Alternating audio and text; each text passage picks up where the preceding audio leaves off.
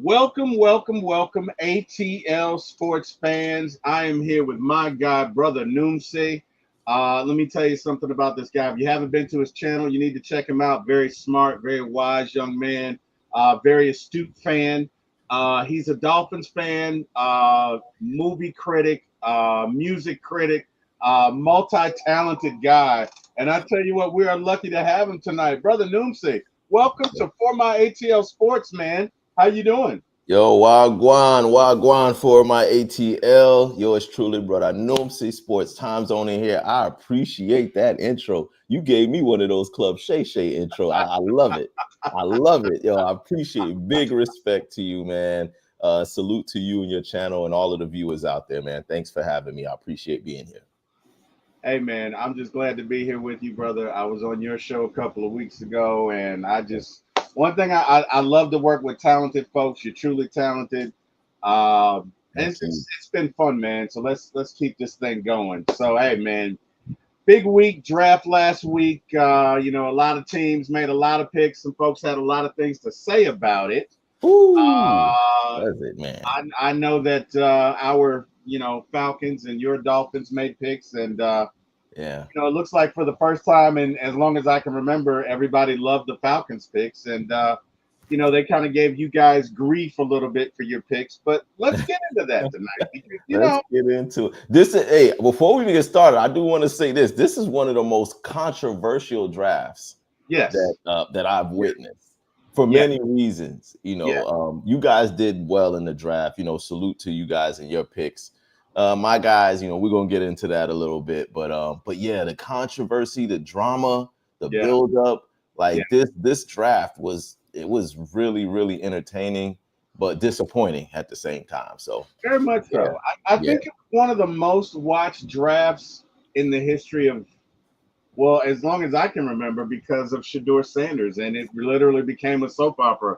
Okay, who's going to take Shador? Okay, where's he right, going to go? Okay, nobody picked him up yet. Wait, nobody picked him up in the second round. Wait, nobody picked him up in the third. Wait, nobody picked him up in the fourth. What's right, going on, right? yeah, And it yeah. literally became that. We got brother Berto from 95 North in the house. Berto, how you doing, man? Hopefully you're doing well. Berto, this is brother Noomsy, very talented podcaster in his own right. This is Berto of 95 North. Brother Noomsay, he is on Bleacher Report, Okay, has his own show on Bleacher Report, also has a show on 95 North, Falcons salute. Talk Show, and, personal friend of mine. So Yo, good salute dude. Good 95 dude. North Good Wagwan from the dude. sports time zone. Yeah. Yes, sir. Berto, Brother Noomsay is a good dude, but you'll see that. So, Brother Noomsay, let's get into it, right? Do this. Sometimes things are not what they seem, right? Hmm. Let me give you an example. So, I'm going to go back. I'm going to go in the way back Take them machine. back. Take them in the time Way machine. back, right? Rewind it. Let's I'm going to go. go back to 2024. Last year, Woo! Okay. Falcons signed Kirk Cousins, right? And everybody's like, oh, we signed Kirk Cousins. It's Yeah. $100 million. Oh my gosh, you paid this man $100 million. Now, Brother Noomsy, Y'all boys was about to riot over that. I got people in Atlanta and they yeah, was calling me like, yo, what the blood clots are going? I gotta share something with you, right? Go ahead. Let's just take a practical analysis of this. Kirk was getting 45 million a year, right? Hmm. How much is Dak getting? 45 million a 60. year. Dak Yeah. is getting 60. 60. Lamar's Yeah. getting 52. Joe Burrow's getting 55. Somebody else is getting 55. But the going rate for a decent quarterback is 60 million, right? So if the going rate for a decent quarterback is 60 million, 45 is kind of middle of the road, Middle. Yeah. right? Mid pack. Yeah. Mid level. 10 million, you're trash. Yeah. Like you'd be absolute You're garbage. definitely not starting, 20 star million, caliber. 20 million, you're a step above trash, right? Right. Right. So 45 million is not that much, right? Yeah. And trust me, I'm going somewhere. So Okay. so we paid Kirk Cousins, 36, coming off of an Achilles, not so sure. Now, one thing Kirk had in his bag is Kirk was guaranteed for 35, 3,600 yards a season. Right. He was going to throw you about 29 touchdowns, maybe 4 or 5 interceptions. All right. That's Hmm. where he was. Okay, And he'll get you at least 7, 8 wins. Like and he good for, seven, eight, seven, yeah. eight, right? There you go. Yeah. So now comes the night of the draft, and my beloved Atlanta Falcons. They do the unthinkable and draft Michael Penix. Now, Michael Penix. this was I was, a I big was thing. shocked. The Falcons were clowned. Okay, Yeah. they were ridiculed. They were poked and prodded like cattle. Right. They were run over the coals. Oh, this is the dumbest thing in the world. And you know what? Sometimes who you are speaks so loudly, I can't hear what you're saying. Meaning, if the Eagles had done this, Yeah. they'd have been geniuses, right? True. If True. if other franchises had done this, you wouldn't have got the pushback that you got from the Falcons, right? But the Falcons were idiots. All of the rest Yeah. of the world was laughing. Oh, they were having a great time at us. Oh, the narrative was the Falcons don't know what they're doing. And then, guess what, Brother Numsy? About week 10, Kirk gets his shoulder bent back and Yeah. forgets how to play football. I remember that. Okay? Goes on this 5-week playoff abyss, this vortex of interceptions and no touchdowns He and fell off lost. a cliff. He just fell off a cliff. It fell off a cliff, right? And now we put in Penix, and guess what? The kid has a rocket arm. He can does. swing it anywhere. He He can does. swing it anywhere on the field. Real quick, where was Penix ranked in that draft? Because I don't think he was ranked as high as he got picked. It almost was like they were saying you guys reached. Like it was a. There you go. And that's my point, right? Yeah. That's my point. Is that what I see with my coaches and my development staff may not be what you see, Exactly. sir. Right? Exactly. So we took Penix, and thank God we took Penix because look how this turned out. Yeah. Can you imagine had we not taken Penix where we'd be? So my point is sometimes what looks unconventional to others may be exactly what you need. Right? Now let's bring this to the future. You guys took Kenneth Grant, a defensive tackle, and you guys got a lot of flack for it. And I'm going to tell you something. I've heard nothing but good things about Kenneth Grant. Same I here. do a couple of shows with a couple of guys, and they love Kenneth Grant. They love him. And the thing about him is, we don't know what your coaching staff is playing for him. Maybe you've got the perfect scheme. Maybe you can develop him in a way in which he's going to deliver maybe 4 or 5 sacks, 16 tackles for losses. Like he could come in there and be a beast. You guys just lost. Oh God, what's his name? He's huge. Man of the year. He played for us the year before, and then he played for Calais Campbell. Veteran. Calais Campbell, which was essentially a D tackle / defensive end. Right. Kenneth Grant, and nobody's as big as Calais. Calais is a giant, but still, Kenneth Grant is kind of a I don't want to say a fill-in, but he's a replacement for that. So I don't have an issue with the pick because I don't know what your plans are for him. But do me a favor. You watch this team. You're a fan of this team.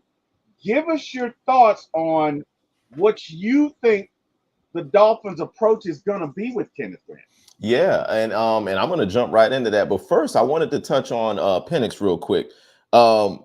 I don't know, like personally, and when I asked you where was he ranked in the draft, because I remember he wasn't ranked that high, but I do remember watching him play.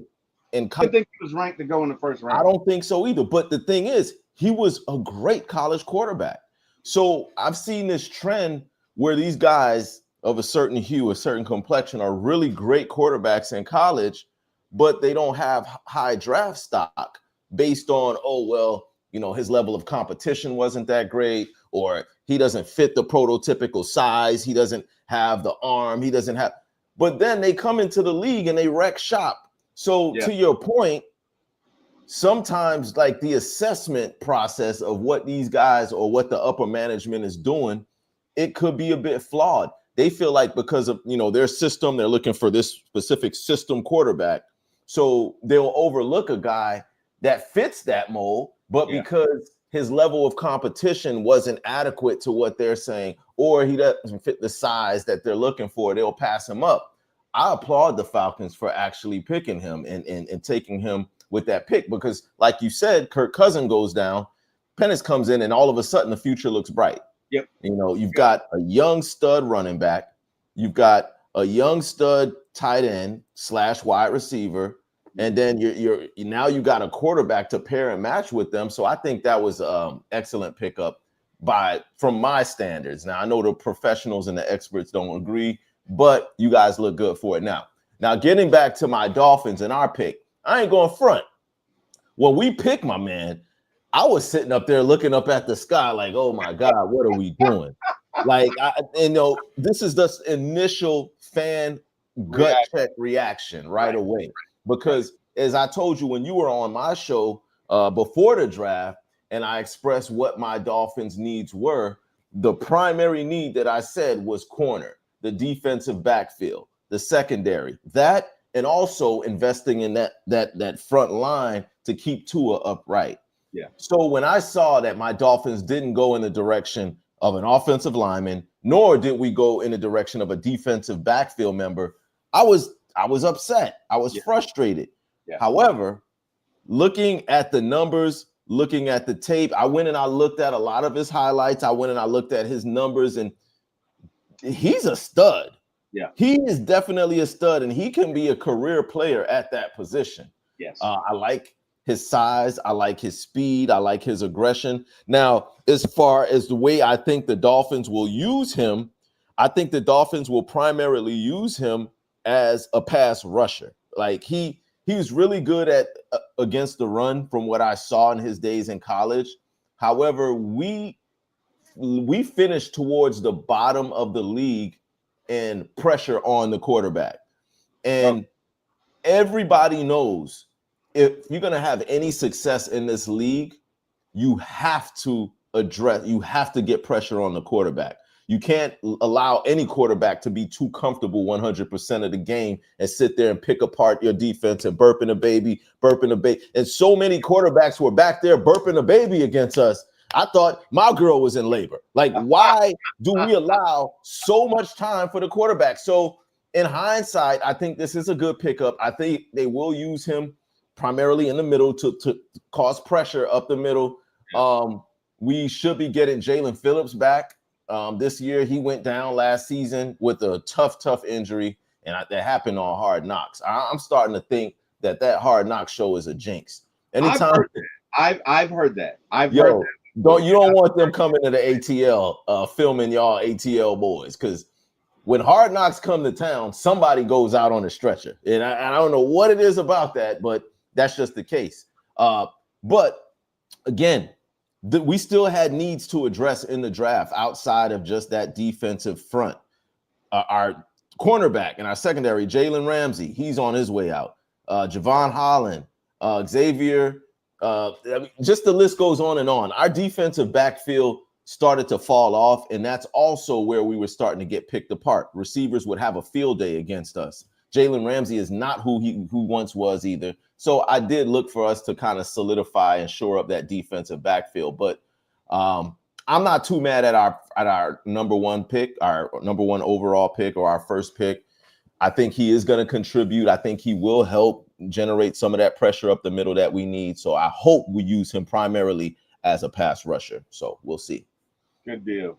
My guy Berto from 95 North says, let's effing go, Numsy. Yo, salute, Wagwan. Big things are going, my brethren. Salute.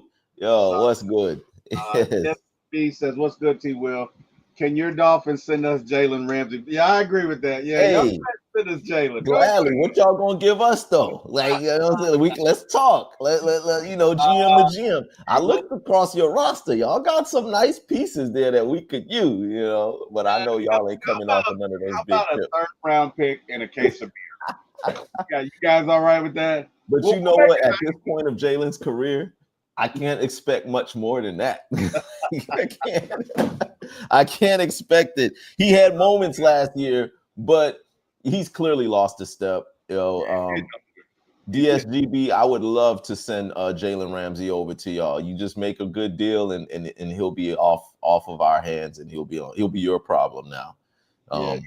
He's definitely but hey, Jalen's still Good player, man. He can play safety or corner. So Yeah. He still got some gas in the tank. I just don't think he's that elite, number one corner anymore. He's a number two. I don't see him as that number one like he agreed, once was. But agreed, we'll agreed, see. agreed. Yeah. So in a lot of my mock drafts, I took Kenneth Grant in the second round. But again, Mhm. it really depends on what your coaching staff can do with him, right? So Right. for example, we got a guy. Um, we call him AK-47. But he had a few sacks prior to last year. Last year, he went on a run where, like, 5, 6 weeks in a row, when the Falcons changed their defense up and stopped playing everybody 15 yards back, he had about Mhm. 5 or 6 sacks. He led the team in sacks, right? Now, Wow. he'd been there for 3 or 4 years prior to that. Let me ask you, is that coaching? Is Hmm. that development? Is that scheme? I Right? mean, Because if yeah, you've been there for 3 or 4 years right. and nobody can get you there, and then all of a sudden in a 5 week period, you're going off. To me, that's scheme. To Yeah. me, No. somebody finally said, you know what? Instead of me trying to get him to fit my system, let me get my system to fit him. That's 100% scheme. And to your point with that, I think because a lot of coaches and a lot of offensive coordinators and defensive coordinators are so stubborn, like they're so stubborn and dug Like, into the way that they play. I mean, look at poor Justin Fields, for example. When Justin Fields was in Chicago, he went through, like, I don't know what, 3 head coaches and 5 coordinators, and they all attempted to force him into meeting their process mhm, rather than building it around him and what his strengths are. You almost never saw any designed rollout throws for him. Everything was drop back, assess the defense, check down, and try to get rid of. And it was a disaster. He right, didn't have one winning season. He was running for his life. He right. was sacked and hit more than any other quarterback. And it's to your point that the schemes that a lot of defensive and offensive coordinators instill, it's like their baby. And they don't want nothing coming in taking away from their baby, even at the detriment of winning. Like Yep. they would rather lose their Lose way their than way. to win a different way. Say that again. And, Because it, no. You're 100% right.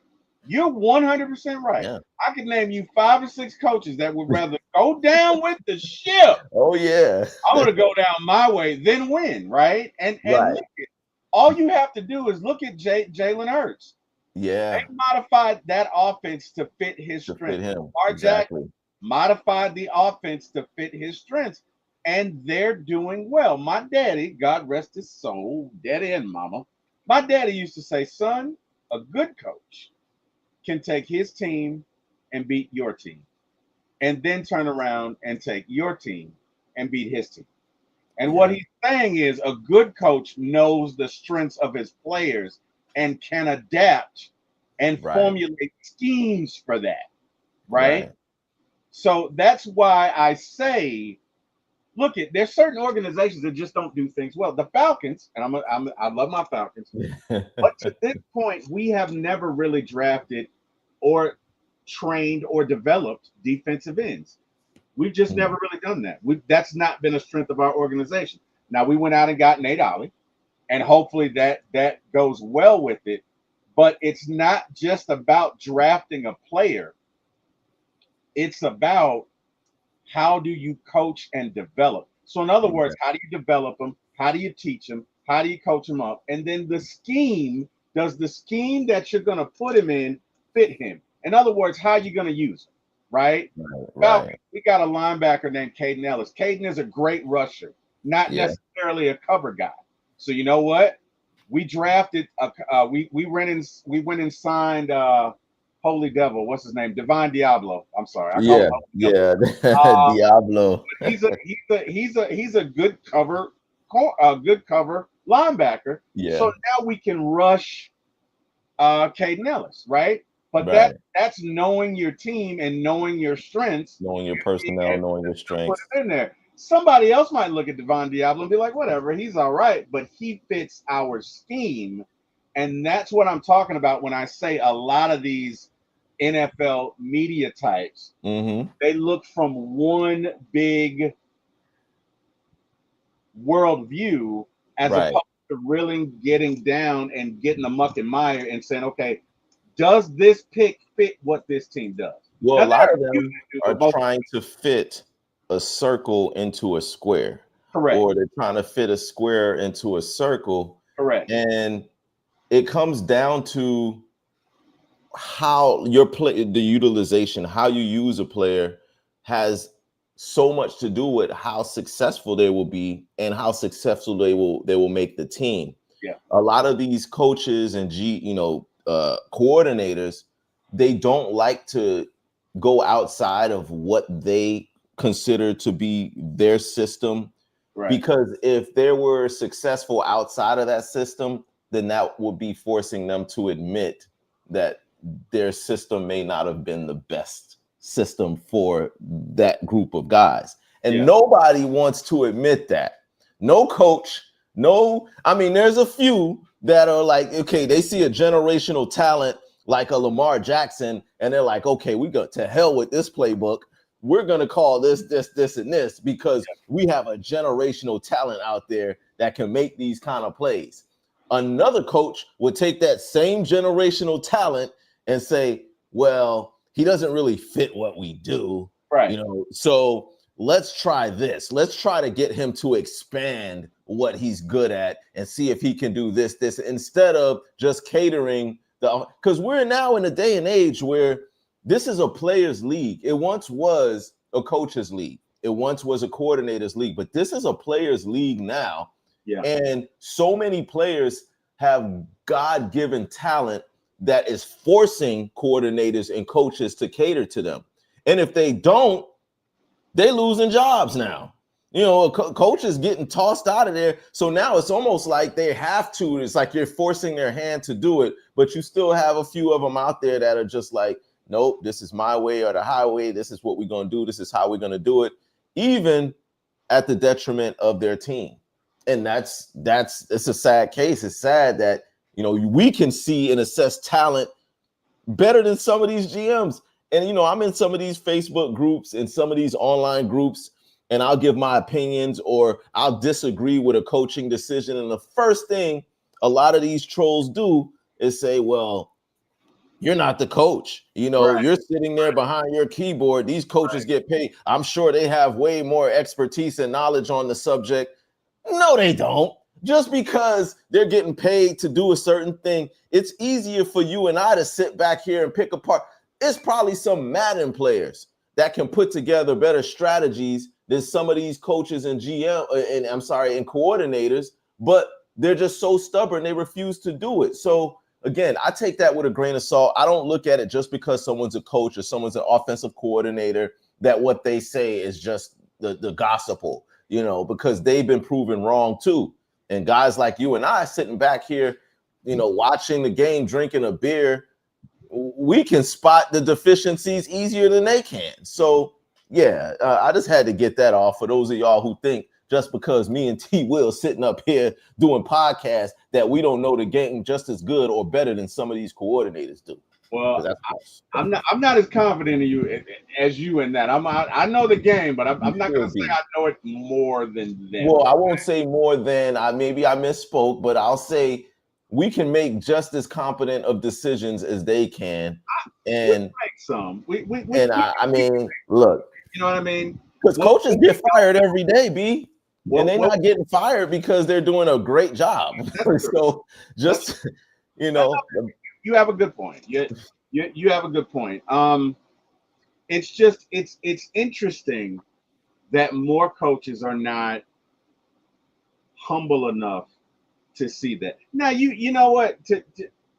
The other side of that is you can't do that for everybody, right? right, You know what right. I mean? But you got to recognize when a certain talent comes along. Okay, how do we maximize this? How do we get the most out of our talent? To me, the best coach, and this is going to seem crazy. It's going to seem crazy, but to me, the best coach in the NFL right now is Mike Tomlin. Why? Because Mike Tomlin has not had a losing season in Yeah, the longevity. Longevity. ever. Yeah, I'd say that too. And Mike he Tomlin, does it yeah, with no quarterback. He does it with no quarterback every year. Now, every year. they might not get anywhere in the playoffs, but they're gonna win eight between 9 or 10 games. And on the flip side, you got guys like Pete Carroll, who's a Hall of Fame level quarterback, who had a Hall of Fame level a Hall of Fame level coach. He had a Hall of Fame level quarterback, a Hall of Fame level running back, the defense of a century, one of the greatest defenses ever. He's on the 1 yard line and decides to not give the ball to Marshawn Lynch when people like me and you are sitting at home with beers and 40s and spliffs and whatever we got, and we knew to give the ball to Marshawn Lynch. Common sense. Sometimes these coaches overthink themselves and outthink themselves, and then they bring themselves down to a minuscule level because now they look stupid. That's a great point. You know what? I remember what I was doing, man. I remember what I'm doing, right? Matter of fact, I'm in this chair. It wasn't in this house, but I'm sitting in this chair. And I'm watching Seattle go down, and I'm like, oh, they're about to score. And I remember when he threw it, I'm like, what the hell are you doing? Like, I was in disbelief. I was in disbelief for about 5 minutes. My mouth is wide open, like I was at a barbecue. I was about to take a bite of something, and I was froze, stuck. You see that look on Richard Sherman's face? Yes. You remember Richard Sherman? I had that same look on my face. Everybody in the room that I was in was just sitting there stuck, frozen. And here I'm holding my drumstick. And I couldn't believe what I just saw. That's one of those "where were you when it happened" moments. Yeah. If y'all in the comments, drop in the comments, where were you and what were you doing when Pete Carroll decided to not hand the ball off? And you see Marshawn went and laugh right in his face. So, yeah, bro, it's a Hall of Fame coach. I could not. And what he said is, I think, did they have one timeout? Did they have a timeout? Yeah, they had a timeout. Okay, because he defended it. Well, we're good. We were gonna have to take a timeout, so we went. And I'm like, that is so dumb. It's ridiculous. That is so dumb. That is so dumb. And that's just one of many. There's been so many coaching blunders over time that we as fans and we as just, analysts can sit there and say, yo, why did they do that? Or we had a whole different way that could have went. But again, we're not getting paid the millions of dollars. You're right. You're right. Coaches do overthink themselves because even last year, Falcons are playing the Commanders. Mm-hmm. And I don't know what the hell Coach Raheem was on. But 30 seconds left, ball's delivered to Moody, and we're like, call timeout. Doesn't call the timeout, right? The kicker that we had was not our normal kicker. Because our normal kicker may or may not have been able to make it but 55. But this guy definitely going to make it, right? Guess what, Rob? You'd have used your timeout. You had it there. But here's what he's thinking. And this is why I say coaches do outsmart themselves. He's thinking, I got a rookie in there. Mm-hmm. And if they can't call timeout, they can't substitute their defense. They're tired. Mm-hmm. Maybe. Because if they call timeout and they throw an exotic blitz in there, I got a rookie. He might not be ready for it. That's what he's thinking, right? Again, that is not what America was thinking. No, that's overthinking. 2 million people were like, call timeout. That's overthinking it. Yeah. But he did not, because to your point, he outsmarted himself. Yeah. And that's why it's tough to be a coach. Yeah, it's tough because you're in the moment, and your decision is going to be, bro. If Kyle Shanahan, the keys. I don't know that I have them. Sorry about that. Give me 1 second, man. family's looking for the keys here. Oh yeah, take care. You gotta take care of family. Make sure Hey, they. listen for the keys, Ra. Ra, you there? I gotta find these keys. I am While so he's looking for the keys, let me address y'all at home, America. There was another situation where Coach McDaniels from the Miami Dolphins, knowing that we got a quarterback who's prone to concussions just from putting on a baseball cap, he'll get a concussion. Just from sneezing or hiccuping, he'll get a concussion. It is 3rd and 5. Okay, 3rd and 5, and we're in field goal range, and we're down. We were down by a score. We were down by a score in that game. Our coach decides to call a quarterback draw on 3rd and 5 with a quarterback that sneezes and get a concussion. You gonna put Tua up the middle to get his head rammed in when you know he's concussion prone? They're not gonna make it. You can't do them type of thing, coach.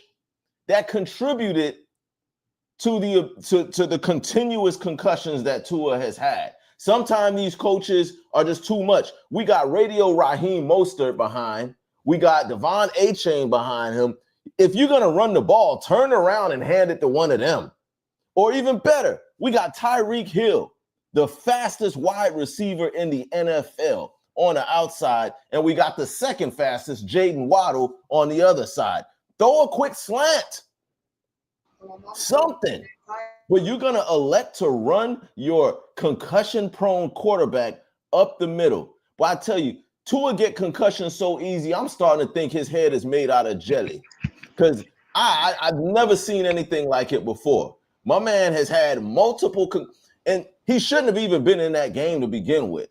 you talking about shout out to you, Michael, in the chat. Shout in. What's good with you? Shout in. What's up, Mike? You talk about Tua? Yeah, I was talking about McDaniels and his decision to run Tua on 3rd and 5 up the middle, knowing that he's concussion prone when you got Devon A-Chain behind you on one side, Raheem Mostert right behind you on the other side, Tariq and Waddle on the outside for even a quick. You had a million options to go to on 3rd and 5 rather than running your concussion prone quarterback up the middle. I'm not getting paid $20 million a year to coach the Dolphins, but even I know that was a bad decision. Tua helmet got knocked off on that play, and he woke up, came up dizzy, knowing good and well he's concussion prone. I just had to get that off. But yeah, shout out to Michael. Dolphins do need Kirk for Jalen. I don't know. Oh, you sure you don't want to take? Hey, you can take him. You can take him. Wait. Hey, look. If you guys take Kirk, we will give you a lifetime free pass to Waffle House, to any Waffle House in Georgia. You got Shout it. out to Jordan. Jordan says, a Fins fan, hello. I'm a big fan of McDaniels from a schematic standpoint. I just think he lacks the obvious decision making sense. He came from Kyle Shanahan. Yes. And I'm just going to say this, and I'm going to get off McDaniel, but I've been on him all year long. McDaniels, number one, he's a decent coach, but he's too buddy, chummy with the players. McDaniels actually hangs out with the players at the bars after the games. I did not know that. He's partying with them. He's doing lines of coke or whatever. I don't know. They're saying he's a cokehead in Miami, but I don't know that to be true. But I do know that he hangs out. Yeah. Wow. Look that up. Now, you know he's a recovering alcoholic, but they say he transitioned from alcohol to that.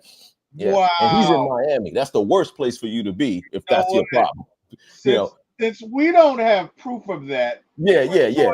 Say allegedly. Alleged. It's all alleged. It's all alleged from my boys back home. You know, some of these boys are in, let's just say they're in the know with that type of business. Oh, yeah. I did not expect you to say that, sir. All right. Well, you never know what you get, but bro, I know what I'm saying. But he's a good coach. I'm just saying all that to say sometimes just because these coaches are in positions of power and they're getting all this money and that, they're not always best fit for what they're doing. And it is hard. It's a tough job. Being an NFL coach is probably one of the hardest jobs out there is to do. But don't discredit the opinions of people like myself and T. Will, because sometimes coaches make mistakes too. They're humans. They're human. But go ahead, T. I'm sorry, T. Will. I'll get off my soapbox. Hey, no, sir. We love it, and the fans love it. Jordan is actually a friend of mine. I actually podcast with Jordan as well. As a matter of fact, Jordan and I have a show Friday night, and we're also doing a show Saturday. So and the thing about Jordan that's funny, you're gonna laugh. You ready? Jordan is a fan of two teams. Two. I said it. Two. Right. He's a fan of two teams. Okay. He putting you on blast, Jordan. Hey, Carrie, we're going to get to you too. I know Carrie's in the comments also. But that's my producer. Of course, I'm going to get to her, but Jordan's a fan of the Saints and the Eagles. He loves them both equally. I know. Ain't they like in the same like NFC? They're in the no, same. They're not. No. So the Eagles are in the NFC East, and the Saints are in the NFC South. And they're both in the NFC though. Like I'm saying, they're both. Okay, yeah, they're both in the same conference. They are our mortal enemies. So, yeah, how does that work? Dang. Well, I mean, he's my friend, but I mean, he knows what Jordan knows what it is. And well, hey, my co-host, shout out to TZ Dave because he's a fan of the Detroit Lions and the Kansas City Chiefs. So there you go. There you have that. There are others out there like you, Jordan. See, there you go. There you go. Mike says, it's only a matter of time with Tua because he refuses to slide. Yeah, man. What is up with that, dude? Tua needs to get down. Hang on. I got to get to Miss Carrie. Miss Carrie, baby. Hey, T. Will and Noom. See, I wrote so many comments on YouTube, but you aren't spotlighting them, so maybe they aren't coming through. So trying here. I didn't see them, Carrie. I think I really do have you blocked from the last. So here's the thing, and I'm a dumbass. Let's start this story with I'm a dumbass. So there was that's on him, Carrie, not me. No, she knows. So Carrie was in my show, and there was this idiot in there advertising something, and I went to block him. And just as I went to block him, Carrie came up, and I blocked her. Oh, and I don't know how to unblock. You blocked your producer. Yeah, and I love Carrie. I mean, Carrie's awesome. Carrie's the best producer in the world. She's outstanding. She's great. Salute, but like Carrie. An idiot, I blocked her. So I'm an idiot, Carrie. And I told her when I did it, but I didn't mean to do it, Jordan. Damn it! I did not mean to do it. No hard feelings. No, I told her when I did it because there was some guy in there selling something and he's doing all sorts of, he's a weirdo. You know what I mean? You get those guys in your chat.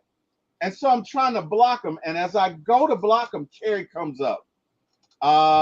Carrie says, love your energy, Noomsy. Please drop your info so I can subscribe to your channel. Well, there you go. Definitely. I got you. You got to drop your info. Yeah, definitely. Go ahead. So anyway, I lost my train of thought, but yeah, you blocked your. Bottom line is you blocked your producer. Yo.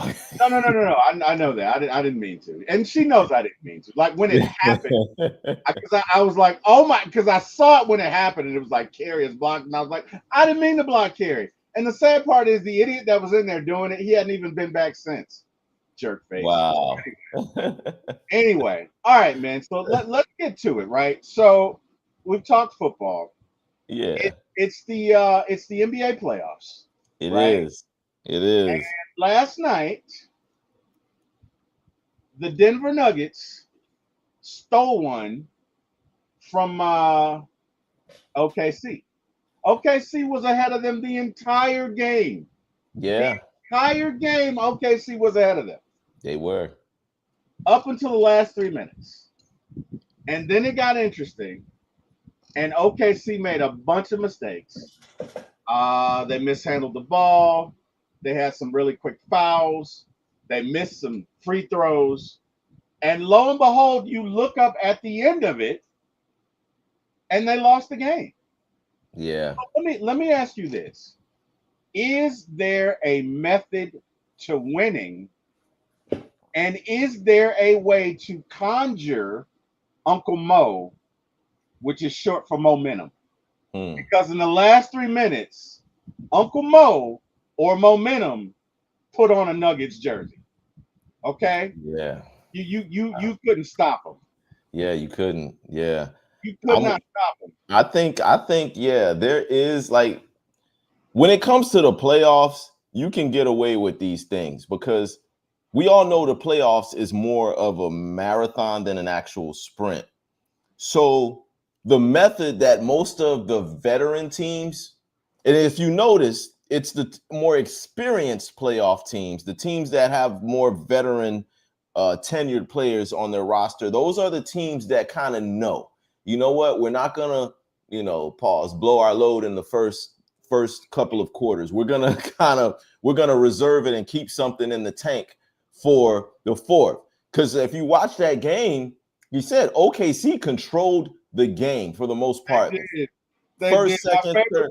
My favorite two lines of the show is "blow our load" and "he's doing coke." Like I'm gonna It go would back be and cut those. it would be the Miami boy that come in here with all that rah-rah stuff, the coke and the but no, but yes, I do think there is a method. In the playoffs, it's really all about staying close enough, not allowing yourself to get just completely buried, and to save enough for for down the stretch. Yeah. With Denver, because they're a team that's been there before, they've won championships, they've been deep in the playoffs before. They know that they're never really out of the game as long as they have that wild card, no pun intended, but the Joker down there.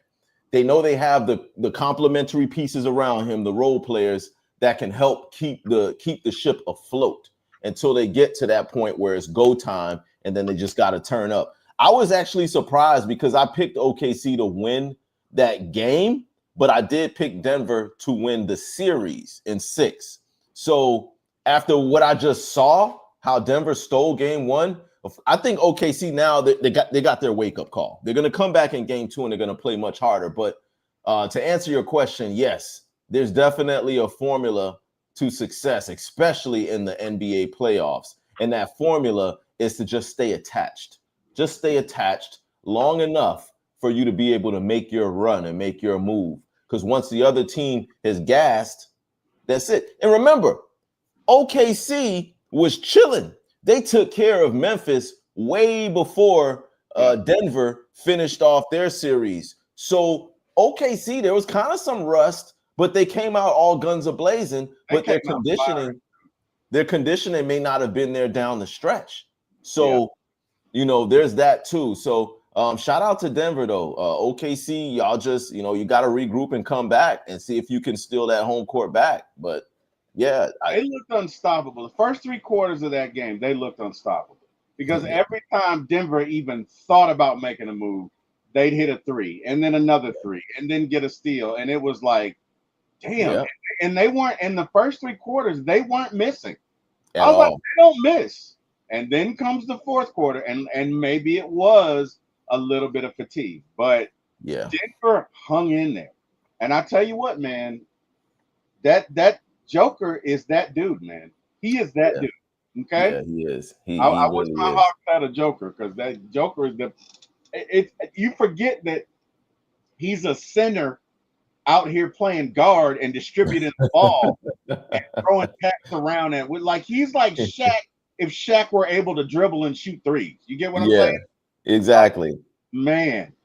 And Shaq did try. It was a couple of times where Shaq definitely did try to run a fast break, but not at the level of what Joker is doing. So yeah, you're right, man. Joker is something else. I think I had Joel Embiid as the best center in the league before he just went down with all these litanies of injuries, but without a question, it's Joker now. I mean, as much as I don't want to give it to him, because I would like to believe that we got some homegrown talent right here that's better than anything that we can import from over there. But the truth is the truth. Joker's putting all y'all boys in the blender. Yeah, he's cooking, man. He's cooking. He putting all y'all boys in the blender. It's sad because I am a big Embiid fan, right? Yeah. Because in his natural state, when he's healthy, he's unstoppable. But he just can't stay healthy. He cannot stay healthy. And Yeah. I don't know what it is. You know what I mean? You don't know if somebody was malnourished. And when I say malnourished, I don't mean that they didn't eat. I mean that they didn't get the required diet for their bones to grow strong, for the Right. musculature to develop. Because just That's because a person may look a certain way, that doesn't mean that internally they're healthy. And and that's a good tell that, point. Shout out to a guest that I had on my show a few weeks ago, Kelvo from Texas. He said similar to what you're saying, but what he's just blatantly and boldly said, Joel Embiid is just too big. He's got to lose weight. He's got to change his diet. His frame cannot handle the size that he is. Like, so apparently, to your point, his bones, like you said, just because he's that big doesn't mean that his bones are able to support support it. all of Correct. that size. Correct.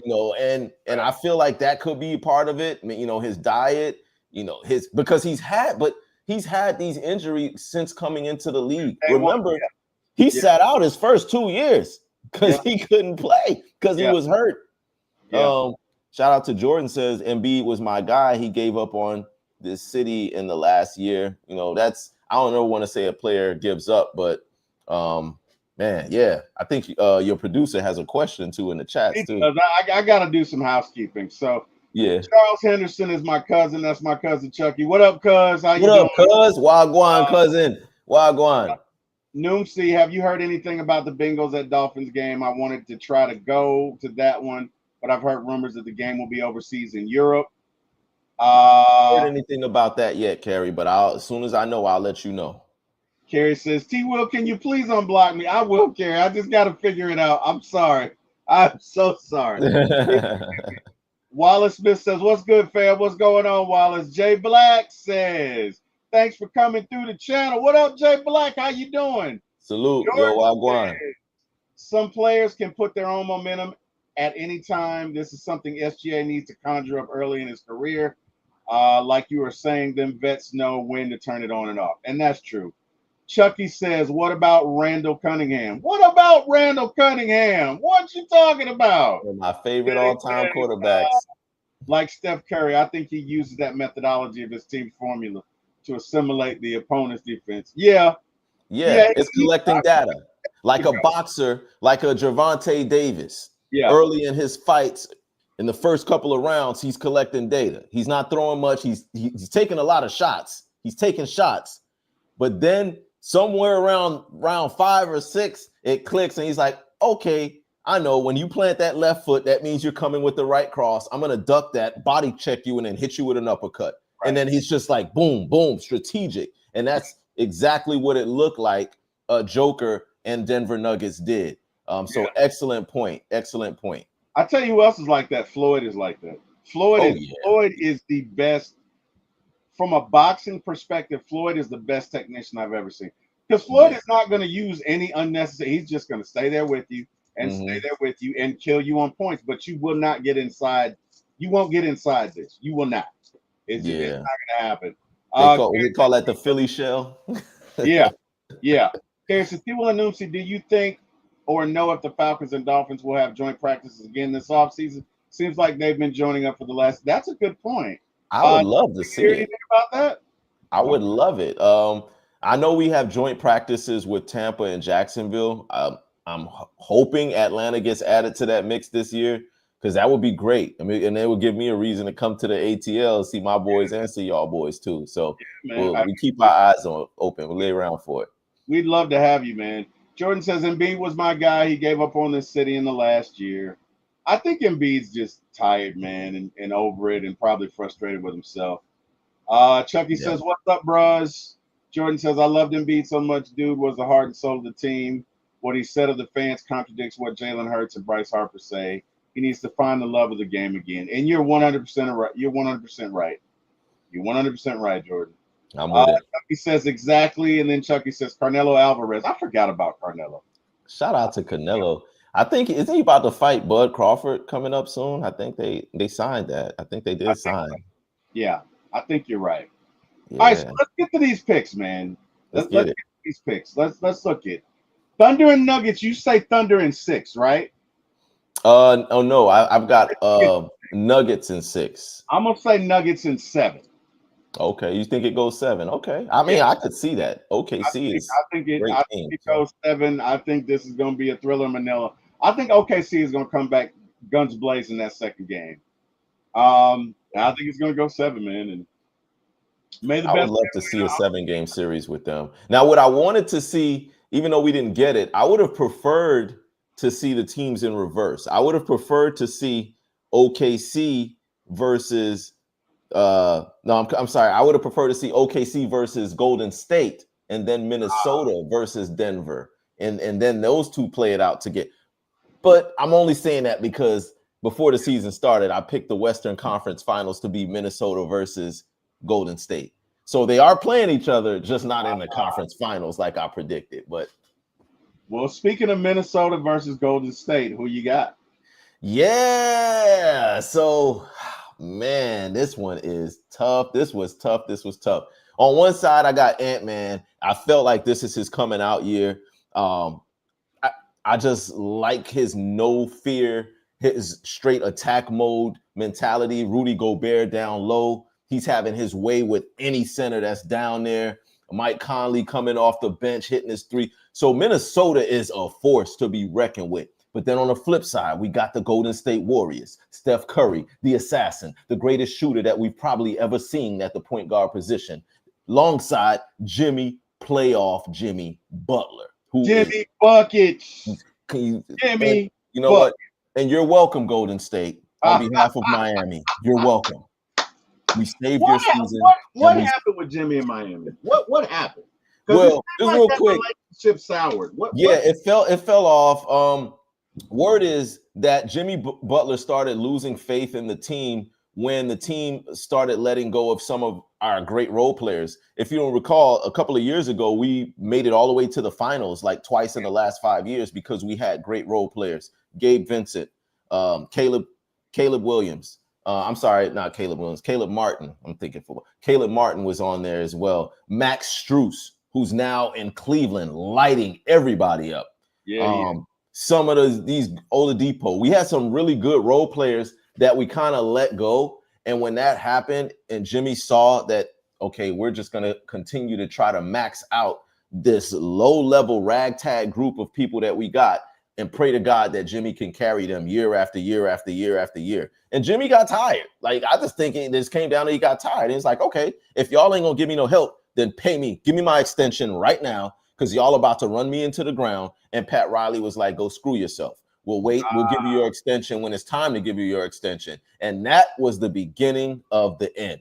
Jimmy and Pat Riley are both two alpha, stubborn, nobody was giving any leeway. Right. They had a one-on-one sit-down, face-to-face meeting with no agents, no nothing, no reps, just Jimmy and Pat.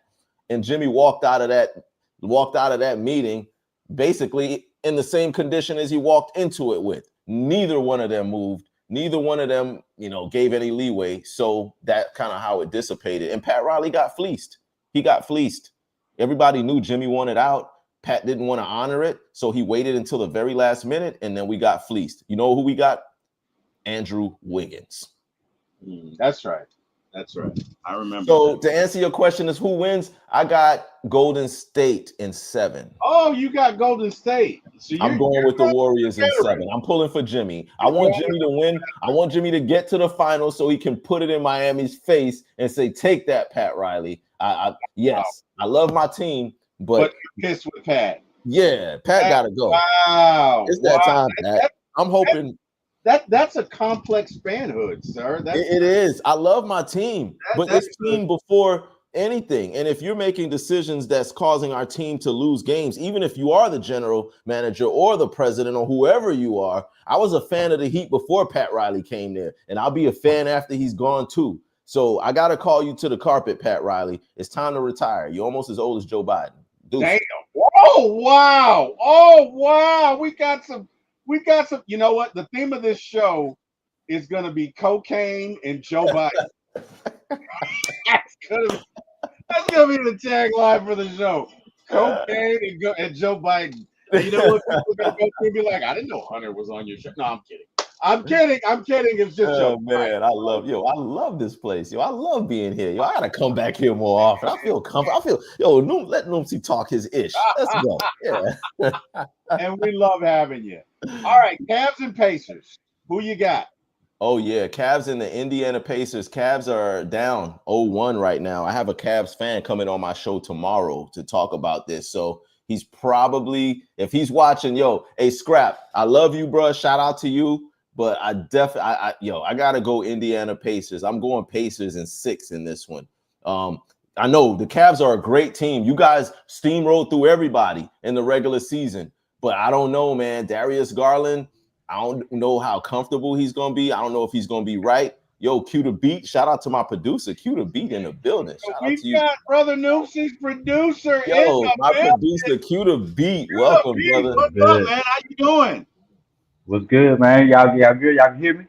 Oh yeah, we hear you loud and clear. Well, while you're here, I was just giving T Will and them ATL boys my predictions on the finals. I'm sorry, in the playoffs. I already said that I got Golden State in 7, and then I also said that I've got, who are we on now? Cleveland Cavs. I got Indiana Pacers beating the Cavs. I got Indiana in 6 games.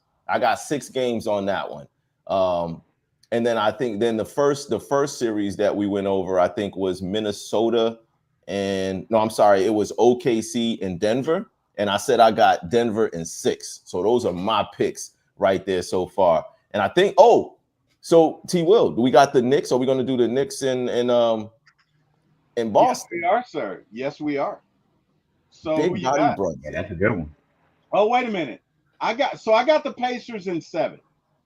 You got 7. Okay. So we're on the same page when it comes to the Pacers. You just got them in 7. I got them in 6. Yeah. I got you don't, bro. I mean, these teams are number 1 for a reason. Like, you got them going out. I feel kind of disrespected for these teams, man. This is the playoffs. This is the playoffs. I know. I get it. I understand. Okay, look. Houston was a number 2 seed. Houston was a number 2 seed, and they just lost to the Golden State Warriors, who were a play-in team. Again, this is the playoffs. This ain't the regular season. This is where the playoff and the experience factor kicks in more. I like Indiana because I like they got a little bit more experience in getting further than the Cavs. Indiana, I like Denver, same reason. I like Indiana. Indiana has firepower, but I don't think it's going to be that. I think Indiana will win, but Cleveland has they got some horses. They got some big dudes, man. I think it's going to go 7. But we got to see what's up with Darius Garland. But go ahead. Celtics Knicks. Where are you going? Who's winning that? I'm gonna let Q start off. Yo, Q to beat. Go ahead, Q. Who you got? Celtics Knicks. Oh man, that's tough because the Knicks took the first game. I don't know, man. I'm gonna have to probably go. I'm only because I'm going with the experience. I'm gonna go with the Celtics. I'm gonna say the Celtics pull it off, but it's gonna go 7 games though. You think this goes 7? Celtics, okay. You just get everybody in 6 games. All right, let's hear your pick. We know it's going 6. so who's winning? No, you know what's crazy though? At the start of the season, I had the Knicks in the Eastern Conference Finals. Remember, I think I had them winning the East. Q, we had them both. Yeah, we did have this series right here as a final series. Yeah, but man, I don't know if I really believe that anymore. Like I know the Knicks, and it's only because of Thibodeau and how his personnel. I don't know if the Knicks can sustain this throughout the rest of the playoffs and into the finals with these guys playing heavy minutes. Jalen Brunson is averaging like 48 minutes on a bad, ankle or whatever is bad that he buckled the other day. And same thing for OG Anunoby. They're playing so many minutes, man. So I don't know. But just to stick with my convictions and my pick, I'm going to have to say Knicks in 7. We agree on that. I'm going to say Knicks are going to shock the world because honestly, the most difficult thing to do in sports is to repeat. Yeah. You've got to fight through so much. You've got to have the same level of hunger. And when you've won a championship before, it's very difficult to replicate that. Right. Oh yeah, we know over here. Which Oh, is see, why there you you don't see go. that There many. you You go. know, we know over here I'm glad about. he missed the first segment, T-Will. I'm glad he came in for I, basketball and not for football. I forgot he was a. I forgot he was a Chiefs fan. A referee Whatever, fan. Yeah, whatever. yeah. Yeah, I'm gonna go. Yeah, and you know what? I'm gonna say it's Knicks and Cavs in the finals, but I can't. I think It's Indiana. tough. I think Indiana. I'm sorry. It's Knicks and Cavs in the Eastern Conference Finals. I think Indiana's going to the. I think Indiana's going to shock the world. So you got Indiana beating the Cavs in this series. Just Definitely, and okay. and going on to beat the Knicks, because to And your point, you number got the one, Knicks beating the Celtics oh, also. without a doubt, because I don't think number one Celtics got out physical last night. What They happened to got Porzingis? huh? What happened to Porzingis? I didn't Probably see him hurt. down the. He's probably Yeah, hurt. he's always banged up. He's Yeah, always hurt. and if he's not playing, they're not winning anyway. Nah, it Mm-mm. might go They're 6 not. instead of 7. They're not winning anyway. But I think to your point, if the Knicks and Pacers face each other, that Pacers team can score on anybody. Oh I mean, yeah, most definitely. Yeah. you could bring out the '98 Bulls, and the Pacers are going to drop 110 on them. So, Because the Pacers don't run no plays. They don't run any offensive set plays. They just freelance. They just run like literally like they at the Y. Like they just run and there's no strategy. They don't run no plays. They don't draw up anything. They just But go they kind of run that high-low crap a, where they a screen little you up bit. high. Yeah, but they mainly like freestyle. Get open. Set a screen here, there, pick and roll, and play off Halliburton, which is a good person to play off because man, he can pass, man. He Yeah, probably one of the best passing point guards in oh the yeah, game. great and pass. they got Siakam, man, and Siakam is like Yeah, he's. I know our Hawks could never stop him. he's Siakam a is like wild card. he's like kryptonite for our Hawks. Like we could never stop him, Hmm. never stop him. And he can hit a three. He's difficult to deal with. And you got Halliburton, Yeah, and you got 3 or 4 other guys who can give it to you. And you can't stop the Pacers from scoring. You yeah. might be able to contain them, but you're not gonna stop them. Miles And Turner to can your shoot point, threes. yeah, Like yeah, everybody can shoot threes on their team. Like everybody from 1 through 5, they can all shoot the 3 ball. So that's a tough team to beat. And yeah, they got the Shout experience. out They were Miles just in the Turner. Eastern Finals last year. yeah. So How I think long has Miles Turner been playing? 12 years? 15 years? Miles Turner, yeah, it's been Yeah. about he's been around He's for a been while. playing for about 12, 15. Yeah. I think honestly, I think it's going to be Denver and Indiana in the finals. That's gonna be the lowest ratings final in the history. Probably will. Probably will. I don't know. That's like Two small that's a market rival. teams. It's an old school rival game, kind of picking back up. You know. Yeah, but it's two small market teams Well, though. yeah, I know the NBA wants the Knicks to make it, but to your point, They want them to make it bad. I don't think the Oh Knicks yeah. will be able. Even if the Knicks, first of all, it's going to take a gargantuan effort for the Knicks to get past Boston. Oh yeah, yeah. And then when you get past Boston, guess what? You got Indiana, and they run it up and down. They'll run you out of the gym. Oh yeah. They Oh will run yeah. you out of the gym. And I don't see the Knicks being able to keep up with that. And to your point, I don't think their system is sustainable. So the Right. first 2 games might go a certain way, but the longer the series goes, the more fatigue you're going to see the Knicks get. So And that's how Indiana eliminated the Knicks last year from the playoffs, using that same formula. We just gonna run these boys out of the gym. Yeah. And poor Jalen Brunson, my co-host TZ did a log of how many minutes Brunson played in that entire series. It was ridiculous. I never seen a number that high for the amount of minutes that he was playing. So I don't think it's sustainable, and they don't have the manpower. But I picked them at the start of the season, so I got to stick with my convictions. So Yeah, it's gonna be hard when you only running 8 players the yeah, whole game. who 7 you to players. 8. who do you have in the finals, brother Noomsy? Oh, okay. So my final is New York Knicks against Golden State Warriors. Oh wow. Oh wow. I That's don't who I picked. I picked that at the start of the season, so I gotta stick with it. I don't think Golden State is gonna get past Minnesota. But then hey, I've been wrong before. That's just me. Because I feel like, and excuse me for saying this, but I feel like Ant-Man is on some Superman shit. I think he Like is too. he's Yeah. like, ah, ah, Yeah. I'm king of the world, baby. Think And then about it you though. If see who out Ant-Man there does leads. do what you're saying, he would have defeated LeBron, Luca, Mount Steph Rushmore Curry, yeah, of Steph the Curry, NBA, current player. Jimmy Butler on his way to the championship. Like there's not a better resume that you can give any young superstar in I don't. one playoff year. If if this were the Warriors of 3 4 years ago, then I don't even think this series is going to be close. I don't think I don't think it's going to be close. I Wow. think it's going to be Minnesota and potentially five. It Definitely no could more be. than six. It could be because Golden State don't have the Mm. size to come. They Like don't. They Rudy don't. Gobert is a monster, He's yo. a Like monster. Mama, there he's go a that man monster. again. Yeah, Mama, yeah. there go that man again. There he is. I see him in my dream. What that dude said? Now that's a brother I be seeing in my sleep. That dude. Bushwick, rest in peace, Bushwick. Oh, I didn't. but He see, died. but He see, died recently. He died. I didn't know he Yeah, died. Bushwick. Yeah, he passed away like a couple of years ago. Was it Q? I did not know that. yeah, I Wow. believe so. Okay.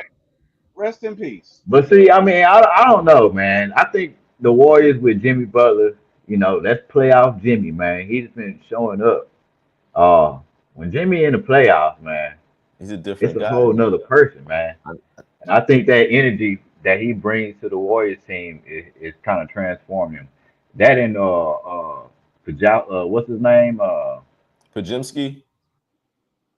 Man, he is a sleeper, bro. He's like a sleeper agent.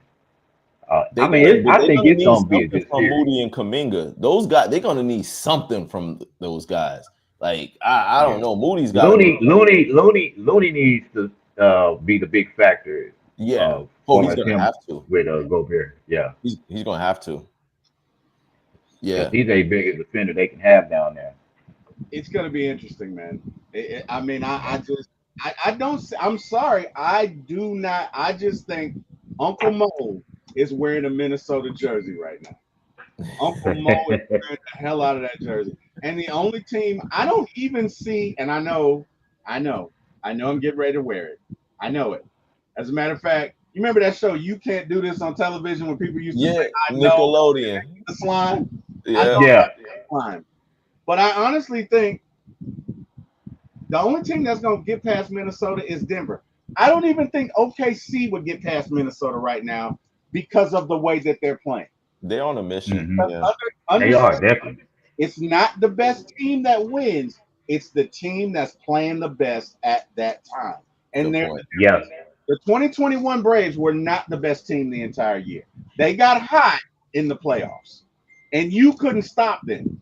2021 Braves won 88 games and won the World Series because they got hot at the right At the time. right time. Yeah. And I see Minnesota, bro, they just dispatched LeBron and Yeah. Luca like it wasn't nothing. Yeah, they did. Like, like it was what you got next. Okay. Seriously. Yeah. When you gonna make me sweat? Okay. Come on. it, Yeah. it wasn't that hard to beat the Lakers though.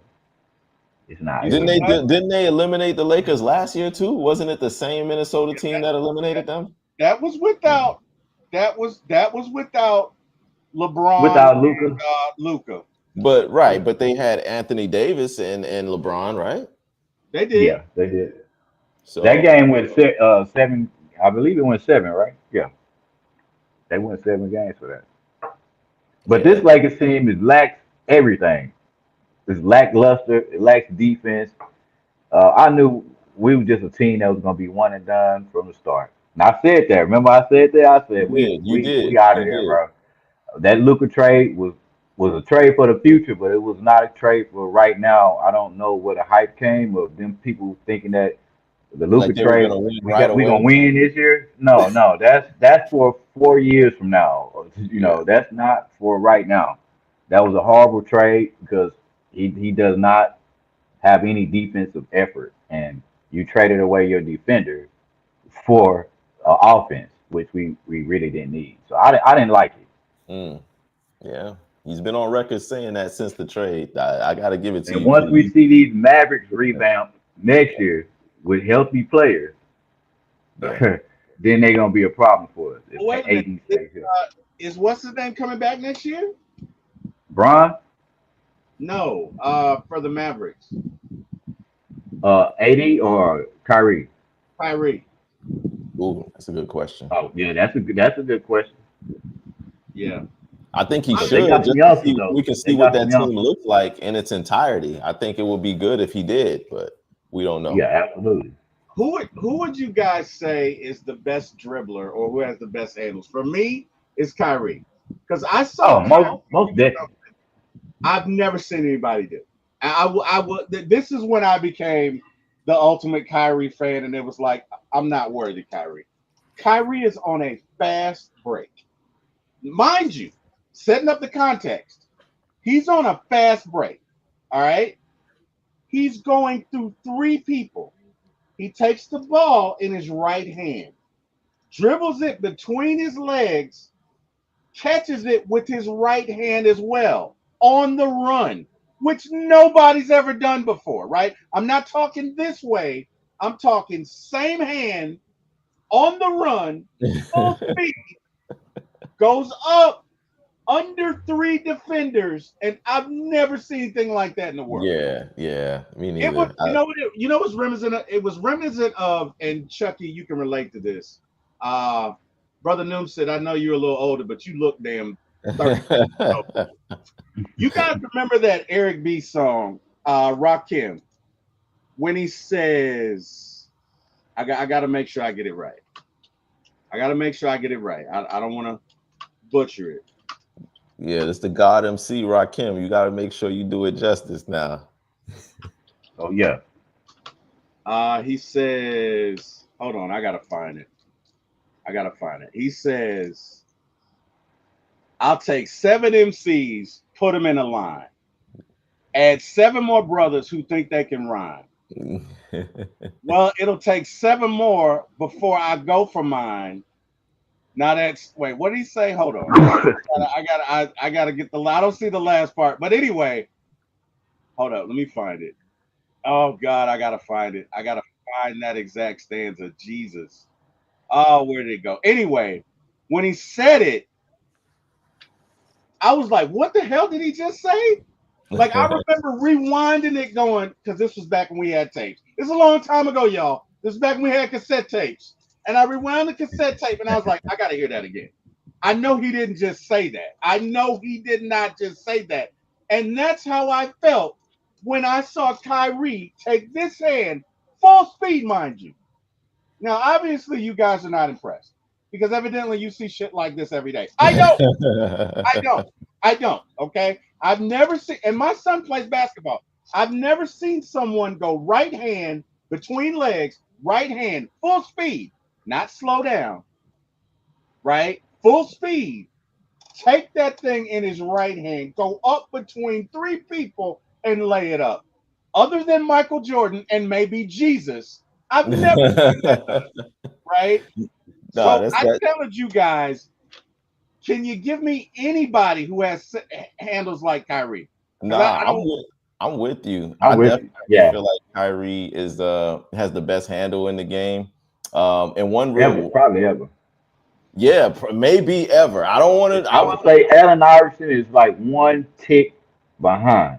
AI is a little bit there. Kyrie, I mean CP3 in his prime, he had a handle. But I'm gonna say Yeah. this one piece, and then I gotta jump off, and I'll leave you boys to it. But Kyrie last season hit a game winner, driving left, full speed left from the baseline. He catches the ball baseline, jab steps right, and then goes full speed ahead left, and then throws a left-handed hook shot in the paint to win Over the Joker. game at the buzzer. Over Over Joker. who? over Joker, Joker. a 7-footer. Over a 7-footer. He throws a left-handed. Kyrie is right-handed. He throws a left-handed hook shot on the run, full speed over Joker to win the game at the buzzer. This is Kyrie, ladies and gentlemen. Yes, he's I've never seen it, bro. I still don't believe what I saw, bro. yeah, Like he's one of the best. the only person that puts me in the mind of that, because people don't realize how great Steph Curry is. And I know that sounds stupid, but let me explain. If you've never seen Steph Curry live, Steph Curry takes shots that you don't see in the games that are ridiculous, right? Yeah. So Steph Curry, this was like 7, 8 years ago. My son loves Steph Curry, so I had to take him to see him, right? Steph literally made 3 shots. Now you know where the half court line is, right? He made 3 shots at half court, falling out of bounds, falling from here. Yeah. 3 of in the same game. All right. Halftime comes. He's in the corner. You know where like Golden State comes out or whatever, or like the visiting team comes out in the The Hawk Stadium. tunnel. Yeah. He's coming out of the tunnel. He throws a one-hander from the tunnel. Nothing but net. I Yeah. swear to you, bro.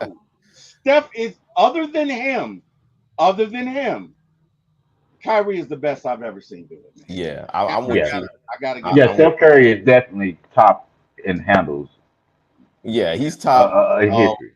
Yeah. I'm gonna go Steph. I'm gonna go Kyrie. Well, Kyrie, Steph, Jamal Crawford, Isaiah Thomas. Oh yeah, Jamal Crawford. Those are the guys, and I'm gonna have to jump off. But yo, Q the Beat, salute to you for being here. Sports Time Zone in the building. T Will, I appreciate you for having me. where they can find you, bro. Tell these folks. That's right. You can find me on IG at sportstime_zone. That's sportstime_zone. Or on YouTube, our YouTube channel. We turning up. We at 5,000. We trying to keep it going. We're trying to get to 5,000. We at 4,500. YouTube.com/@sportstime_zone. Sports Time Zone. Make sure y'all check us out. Like, share, subscribe. T Will, I appreciate you again for having me. Q the Beat, you stay here locked in and represent for the boys. Appreciate all of y'all. And T Will, we're gonna see you on the Sports Time Zone on Thursday for that review, brother. Sinners Review, ladies and gentlemen. If y'all seen the movie Sinners, we're gonna break it down and have a review right on the Sports Time Zone. My man T Will be joining us. My producer Q the Beat, who you see, will be here, and also Diesel Greasel and Yanni Ma. So make sure y'all come and tune in Thursday night, 8 p.m. Eastern, 7 p.m. Central. Good looks. All right, bro. We appreciate you coming Thursday, brother. No doubt. Appreciate you coming. Absolutely. All right. Well, hey, Q, we're gonna keep it going. I got another co-host of mine that's gonna join us here. I gotta send him the link, so he's about to join. But Q, do you see your beloved Chiefs, who cheated, by the way, when they came to Atlanta? But I'm over it. I'm not still harboring it. Like I'm not upset or anything. Q, I just want you to know I'm not upset. I know it was last year, but you know that was a pass interference, right? Like you know that, right? Q, you there? Q, did you freeze? Shoot, you froze, didn't you? Q, are you there? You froze. You're back. Q, you there? Q, you there? Oh, wow. Is it me? Is it me? Maybe it is me. I don't know.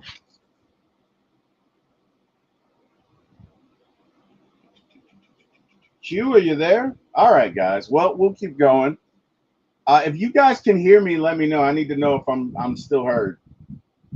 Oh, Chucky says he's still cycling, cuz. Hey, I guess he is, man. I don't know. We're about to do another show here, so I got Debo Vibes joining me. If I can ever get him the link. So give me one sec, Debo. There you go, Q. Q, you back? Yes, sir. It's storming out here pretty bad. So yeah, it's storming. All right. What was your question? I heard you say something about my Chiefs, and then it went out. Yeah, I was like, you know that you guys cheated us, right? But I think you know. I think you know. I don't think I gotta tell you, like, I mean, if membership has its privileges, right? If you know, you know. So I, Well, you know, y'all still had the chance. we did, we did. You know. I'm not gonna make any excuses. We did have a chance. We did not take advantage of it, but still, bro, you gotta know. You gotta know, like, that was so clear pass interference, bro. I mean, he mugged the guy in It the end was. zone. It Come was. on, dude. Come on, dude. It Like, he was. caught more red-handed. Like, he's like hugging him, like, please don't go. Don't leave me. Don't leave me, Kyle. Yeah. And the referee is there, like, yeah, no, I'm sorry, Falcons. Your check didn't clear. Okay, the Chiefs pay well. What do you want me to do? I don't know. Uh, Yeah. Yeah. it's cool, man. All right, so give me your final prediction for the finals, NBA finals. Give me your final prediction. Oh, all right. NBA Finals. I'm gonna go on the East. I might. I was going with the Celtics to win that series, but I think the Pacers are hot. I'm gonna say Boston and the Celtics, and then I think Celtics pull that off. I think they make it back, but I think the West win this year. I think I was going with Curry and Golden State. I think I don't know, man. It's tough. I don't know. I think I'm gonna go with Golden State for this win. Curry get his fifth ring, and Butler get his first. So I kind of want Jimmy Butler to win. That's who I would like to see win, only because those two aspects. Other than that, I think Ant Man could get his first. If Ant Man gets his first though this year, it's like the start of the new player. The new face of the league is here. It's Ant Man, without a doubt. Hmm. The Well, start of the era will be Ant Man era. hmm. Well, I mean, we'll see. I think, Yeah. yeah, I think it's going to be Denver, and I think that the Western Conference Finals will be Denver and Minnesota, and I think the East will be Indiana and the Knicks. And yeah, I think it'll be Indiana and Denver, which will disappoint a lot of folks. I agree. I agree. It will disappoint Oh a lot, yeah, yeah, but yeah, I think that's how it's going down, man. I really do. I think that is how it's going down. yeah. Because the Pacers is really not a big market like that. But I mean, it will be good to get for them to get their first ever championship. That I can remember. I don't. They haven't won one yet ever. No, the Pacers have never won. No, I don't think So that. I don't think yeah, that. it'll be good for them. Yeah. Because at one point, Denver hadn't won one either. Until Joker. So Mm, then it'll be put more on Joker's legacy though too as well.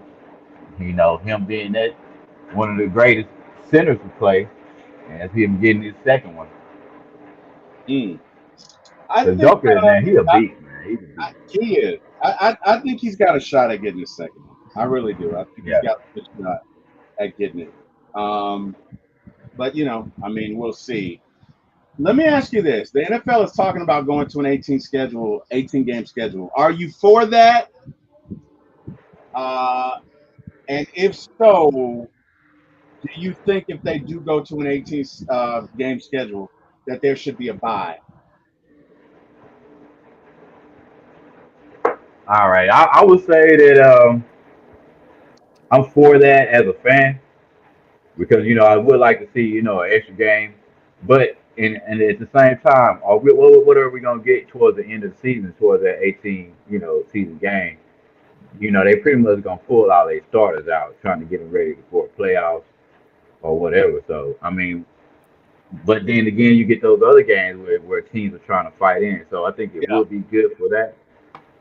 But at the same time, um, they do deserve another bye week if you're gonna put 18. absolutely. Uh, Yeah, you gotta rest them up because yeah, we're not trying to watch the game without our stars being there, yeah. One especially the hundred percent. stars. 100%. Cue the beat. This is my guy Debo Vibes. He is a co-host of mine. We typically do a show on Tuesday morning. However, due to scheduling conflicts, I had something to do. So Debo was gracious enough to join us. So if you want, Q, you can hang out with us. We're about to shift gear to the Falcons, Hawks, Braves, all ATL sports. But you're welcome to hang out with us. If for nothing else, then you are also a DJ, right? Is that correct? You got Used your to be, yes, sir. okay. So Absolutely. you know what I mean, Q. Look, we're in the middle of a transition. Why don't you give us a beat or something? Give us something to get us going. Give us something, I don't know. Give us something to get us going, Q. Well, I'm on my phone now Oh, because I you're didn't on. get the link. Oh, I'm sorry. Yeah, I'm so I sorry. didn't. Yeah, I wasn't able to hook it up to the My computer, so I bad. just hopped in Okay. straight from work. I was All trying to right. get in there earlier, but I was still at kind of at work, so I said, I'm gonna jump in as soon as I get out. So No, I get it, man. We appreciate your tactfulness, brother. We really do. I get it. Uh, wow. Okay. I didn't know DeAndre Hunter wasn't playing tonight. I had him on my prize picks. Damn it. Oh well. mm. Yeah, so much for that parlay. So much for that. Depot, what's going on tonight, brother? How you doing, man? Man, I'm doing fantastic, man. You know what I'm saying? I was outside just enjoying this beautiful ATL evening outside, man, relaxing. But I had to rush inside to jump on for my ATL Sports One. You already know what the deal is, man. Already know, man, and we're glad to have you. Q, where are you? Where are you in the United States, brother? Houston, Texas. It's raining out here, by the way. Oh, in Texas. H Okay. Town, man. Hey, Down in love it, man. H-Town. Tell you something. I lived in Houston for about 5 years, man. And Houston, Texas has such an influence on me. I moved there many moons ago, 97. Moved there in 97, right when the whole no limit thing was going on, the cash money thing was going on. And the first thing I was brought privy to was something that was an experience I was not ready for musically and hip hoply, but I already all of know. Houston, the Gulf Coast knew it was screwed up music, bro. Yes, And I sir. was introduced to DJ Screw music. I still to this day, bro. I still got Screw tapes, the little gray Maxell tapes, Great man. take. Yes, I sir. got some, man. I went to the screw shop a couple of times, man. I think it was on Colin. It's been so long, Yep. bro. But man, Houston, Texas is truly one of the most dynamic cities I've ever lived in. Love Houston. Love the food there for sure, man. I lived on the south side. I lived on Kirby, down the street from the Astrodome. This how Oh long it yeah. was. I was there, but even before Reliance Stadium, I moved from Houston right when Reliance Stadium was completed. So I was, you know what I'm saying, downstream of the Astrodome, man, with the Astros games, man. And I remember Kelly Bees, man, Biggio, Bell, and Oh yeah. I forgot who the other one was, man. Bagwell. Bagwell. Bagwell. How can I figure Bagwell, bro? Yeah. But yeah, dog, man, Houston, Texas. I recommend that city to anybody who's a traveler who likes good food, good culture. I love Houston, Texas. I miss H Town so much, man. You know what I mean? So, but man, Houston, Texas, all day for sure. Yes, All sir. right. Appreciate that. I tell everybody come out here. Hey, you looking for a place to move? Hey, you'll get your money worth out here. For sure. Hey, 100, 100. Well, hey, if we ever come out there to Houston, man, we'll have to link up at some point, bro. Gotta Oh do it. yeah, absolutely, absolutely. Gotta do it. Gotta do it. All right. So we're gonna shift here. Debo, let's get to our Braves. So the Dodgers came into town over the weekend. Yes, They gave us the business a little bit. Uh, yes, you know, we lost two of three. Now the first game we could have won. All right. There's absolutely. We should have won. we should. We should have won, but offense was there. I mean, if you hold a Dodgers, we held them to what was the score, like 2-1, something like that, or it Something. was, Yeah. yeah. I mean, hey, you know what I'm saying? What more can Holmes do? Yeah. But it is what it is, though, man. But you're right. You're right. Yeah. So I tell you what, this season is turning out to be interesting because the Very. guys that you thought were going to be there, a la Schwelly Mm-hmm. and Strider. Well, Strider's injured, right? Right. And I don't know what's going on with Schwelly. I He. don't know if it's pitch recognition. I don't know if it's they figured out because the league will figure you out. Yes. Everybody can hit 97 nowadays, right? Right. So Right. Schwelly's going to have to change his approach a bit. Let me ask you this question. Q, do you follow baseball? Are you a baseball fan? A little bit, a little bit. I Who's used to be a player. That's crazy. So Oh, you used to play. Okay, what position did you Oh play? yeah, absolutely. I played shortstop and center field, right field. Okay, so you Anywhere got where an the speed was needed. Oh yeah, I could throw. Yeah, arm. that's back in the day, long time ago. Long time ago. Yeah, I bet yeah. you wish you stayed with it with all the money these guys are making now, huh? Oh yeah, absolutely. I mean, I played all the sports, but baseball was one of the ones I was like, man, I should have stayed with that because I was actually pretty decent. But I got in too late, so I was like, I guess I'll play. 'Cause, I got a question for you, man, because you say you played shortstop. I've never actually spoke with somebody who actually partook in baseball, and I've always wanted to know. Yes, you did. I partook in baseball. Yes, you did. T. Will. So what of all? I played. T. T. Whatever. T. Will. Okay, this is the first I've heard this shit. Okay, now you're a baseball player. I've never heard of this. I would been asked, did you play shortstop? T. Will. I did not. Okay, all right. May I ask my question? Q, my he apologies. played catcher. Yeah, you play what? Wait, Catcher. hey, T. Will, what'd you play? Left out. I played left field. I played Okay, second base. Okay. okay. Second base. I Okay. Yeah. didn't have an arm. I didn't have an Well, arm. you can both answer this. You can both answer this question. I played left Not field. one time have I ever stepped on the baseball field. So both of y'all have the acumen to answer this question. The difficulty and the timing of catching a ball and having the ability to line yourself up with a first baseman and throw to that location in a certain amount of time. How much training does that take, and what's the trajectory of making it happen? Because I've seen it, so they make it look easy. They're pros. You know what I'm saying? A third baseman gets the ball, throws it across the field. I've seen videos. People don't really appreciate how far Yeah. third base and shortstop is from the first baseman, and how they can Oh fling yeah. the ball that way. What about you, Q? What was it about shortstop that made you want? Well, first of all, want to play that position, but secondly, how difficult truly is that play to even like execute a double play to the second baseman?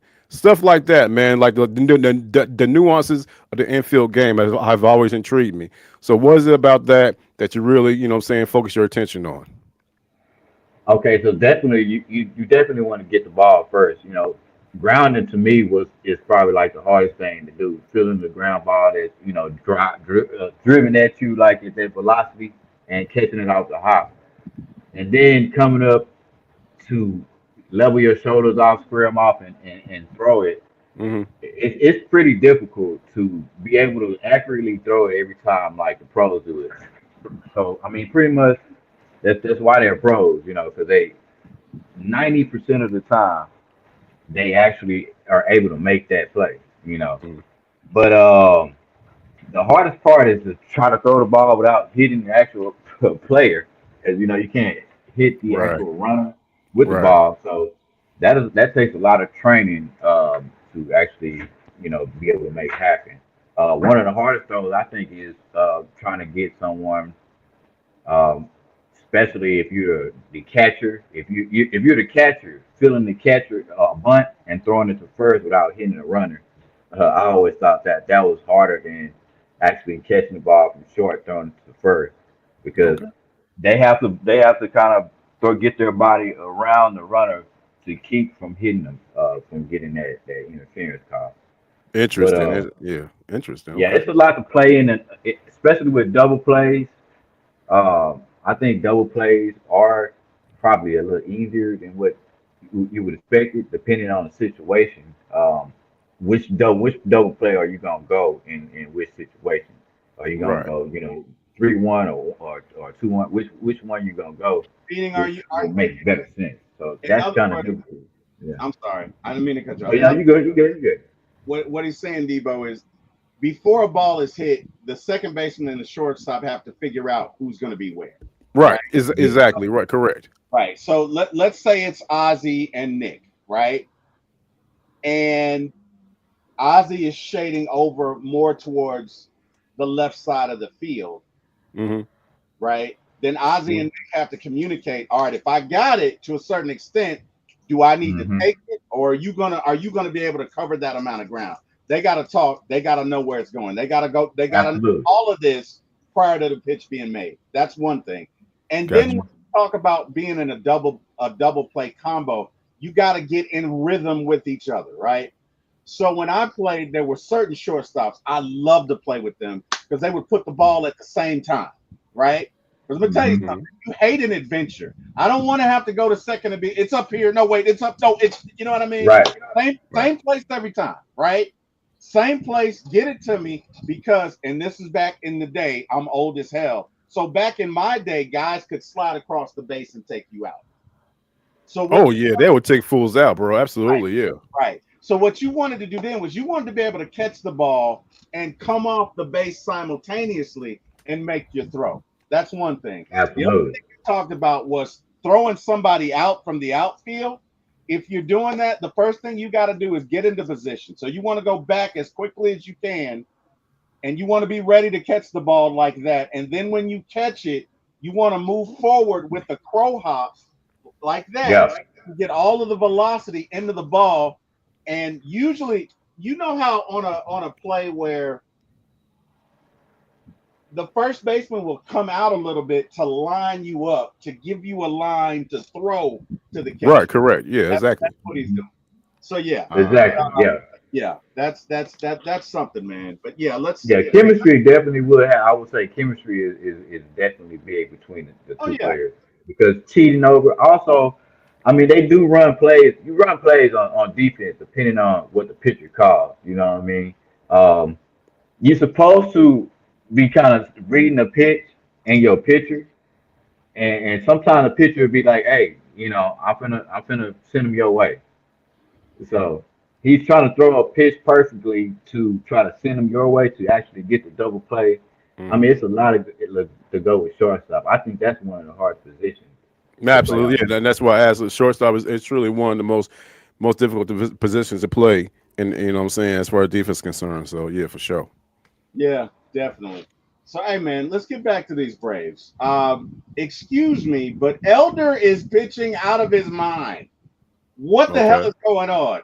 We got Swelly who's getting lit up like a Christmas tree, and Right. Elder is looking like Greg Maddox. Debo, what the hell is going on? Hey, it's his time right now. But my thing is this though. My only concern is Elder is that consistency. Can't Elder do this on a consistent basis? That's my question. Has Yeah, he looked great? Has he looked good? He has.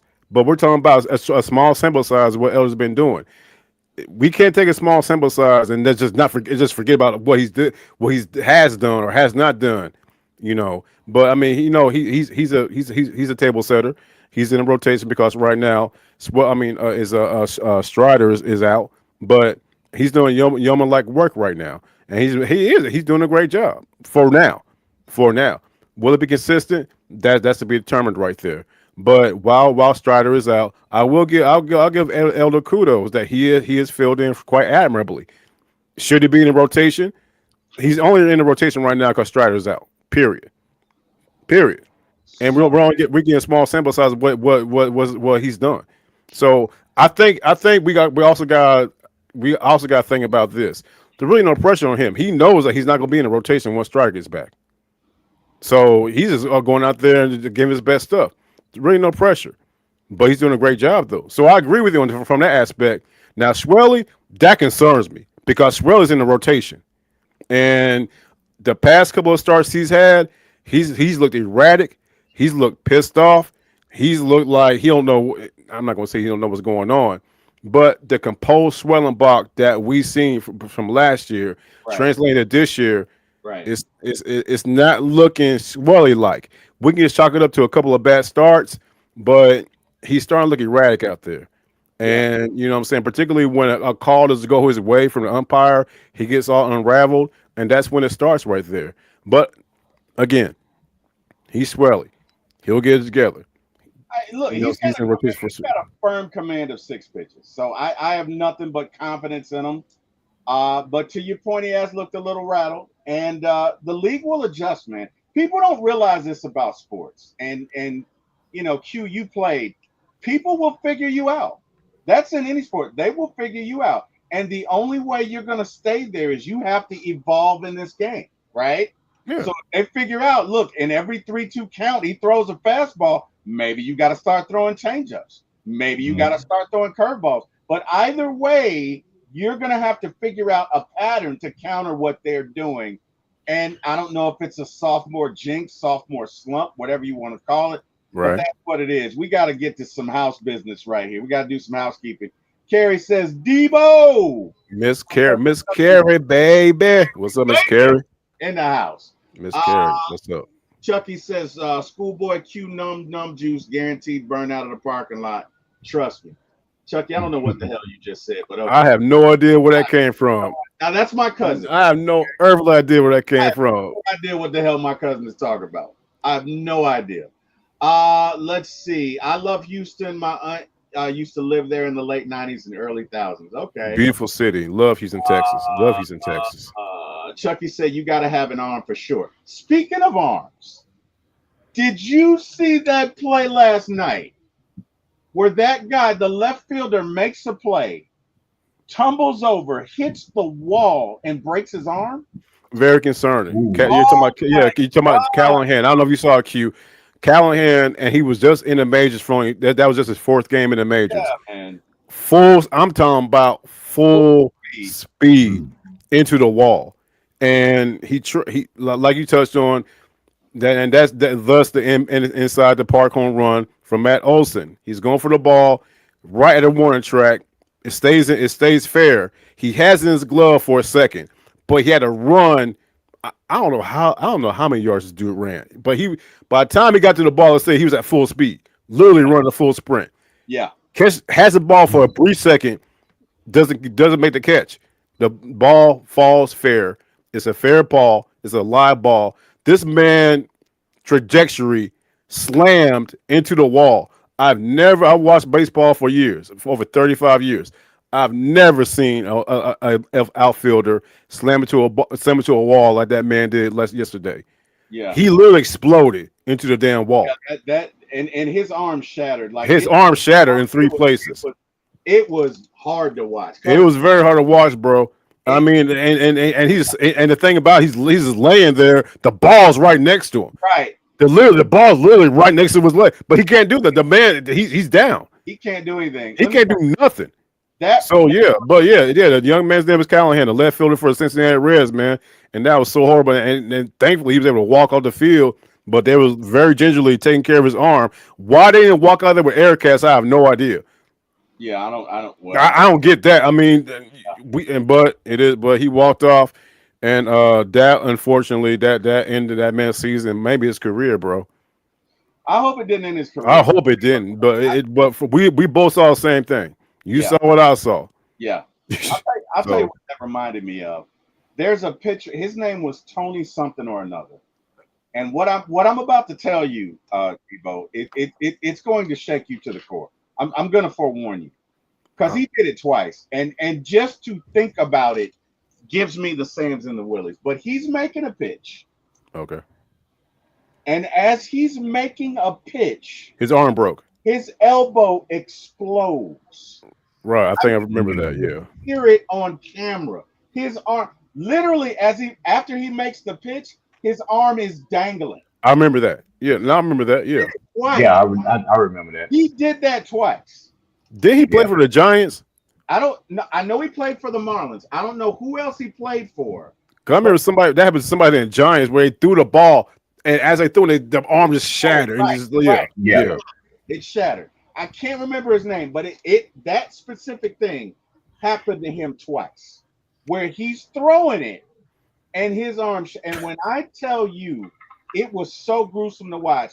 The only thing that I can think of, and you will never find this on the internet because they've taken it down, Right. but there was a play, the 98 Falcons, the first year we went to the Super Bowl, we played the 49ers in the dome. Garrison Hurst makes a cut. Oh God, yeah, dude, yeah, You know what I'm talking about? Yeah. yeah, I totally get it. He I totally makes get it. I totally get it. the cut.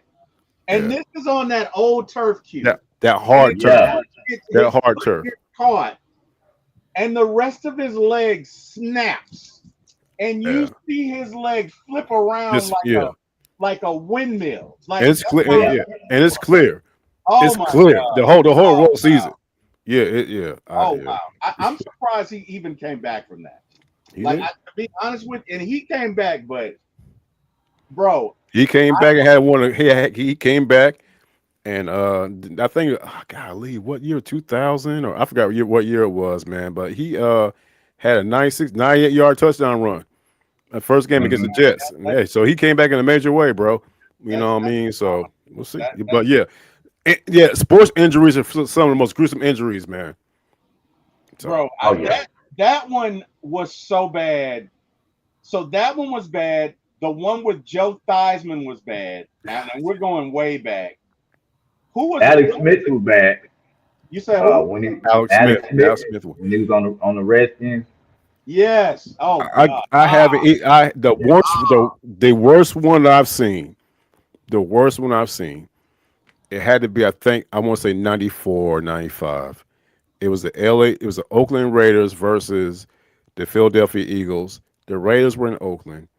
It was like 4th and 2, and they had the short yards unit out there. The Raiders had a fullback named Napoleon McCallum. I He remember. takes the ball, and they stop him. But as they stop him, his leg does this. Oh, I The remember other that. the Oh other way. oh The oh other way. And they kept showing it. oh my God. Yeah. Oh So yeah. so pretty much imagine you bending your leg, bending your knee, The wrong but way. the wrong way. The What other way. what movie was that? It was a movie where these aliens and their knees bent that way. Oh yeah, the little black boy turned into one and ran away at the end. Yeah, that one. Yeah. That's how he looked. Oh my God. Yeah, yeah. Like I Oh, said, I've seen some gruesome ones too. Yeah. When you play sports, you know what you sign up for, bro. Oh yeah, most definitely. yeah, that's crazy, man. That's crazy. Well, so look it on from the injuries now. Right. Braves got an interesting because they could go to a 6-man rotation. They very well could do that. If Elder keeps throwing like he's throwing, you may have to. You know, I don't know. I mean, again, Sale is older. Strider's coming off of an injury. So if you want to preserve them for the playoffs, maybe that's the way to go. I don't know. I wouldn't be opposed to it. I would. Me personally, I would. The only reason is that I 6-man rotation is good, but in that 6-man rotation, you want quality. Yeah, you do. Is Elder quality? That's my question. You don't know. I mean, You don't know. So why would you put a question mark into the rotation? well, I mean, if he's your 6th starter, Yeah. you're just looking for him to. I don't know, man. Look, I get it. I get what you're saying. I would rather see, to be honest with you, I'd rather see Elder in the bullpen. No, I think he'd be worse in the bullpen because he doesn't throw gas, right? He doesn't throw gas. Elder has to be perfect, but I got you. He's figured something out, man. He has He's figured absolutely something out. I don't know, you know. right. You don't have to throw 98 to be successful. It helps. Don't get me wrong, it helps, but you don't necessarily have to throw 98 to be successful. So I don't know, guys. Yeah, absolutely. Braves are playing the Reds. We got to take 2 out of 3. Good game last night. Hate the way that kid got injured. Glad we got the victory.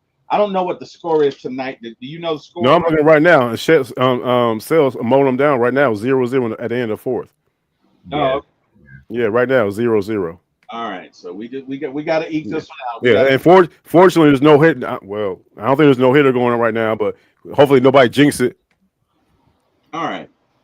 So couple other things I want to do. And Debo, thank you for joining me. And Q, Oh man, thanks for having me, man. I appreciate y'all. I want to talk about these Hawks.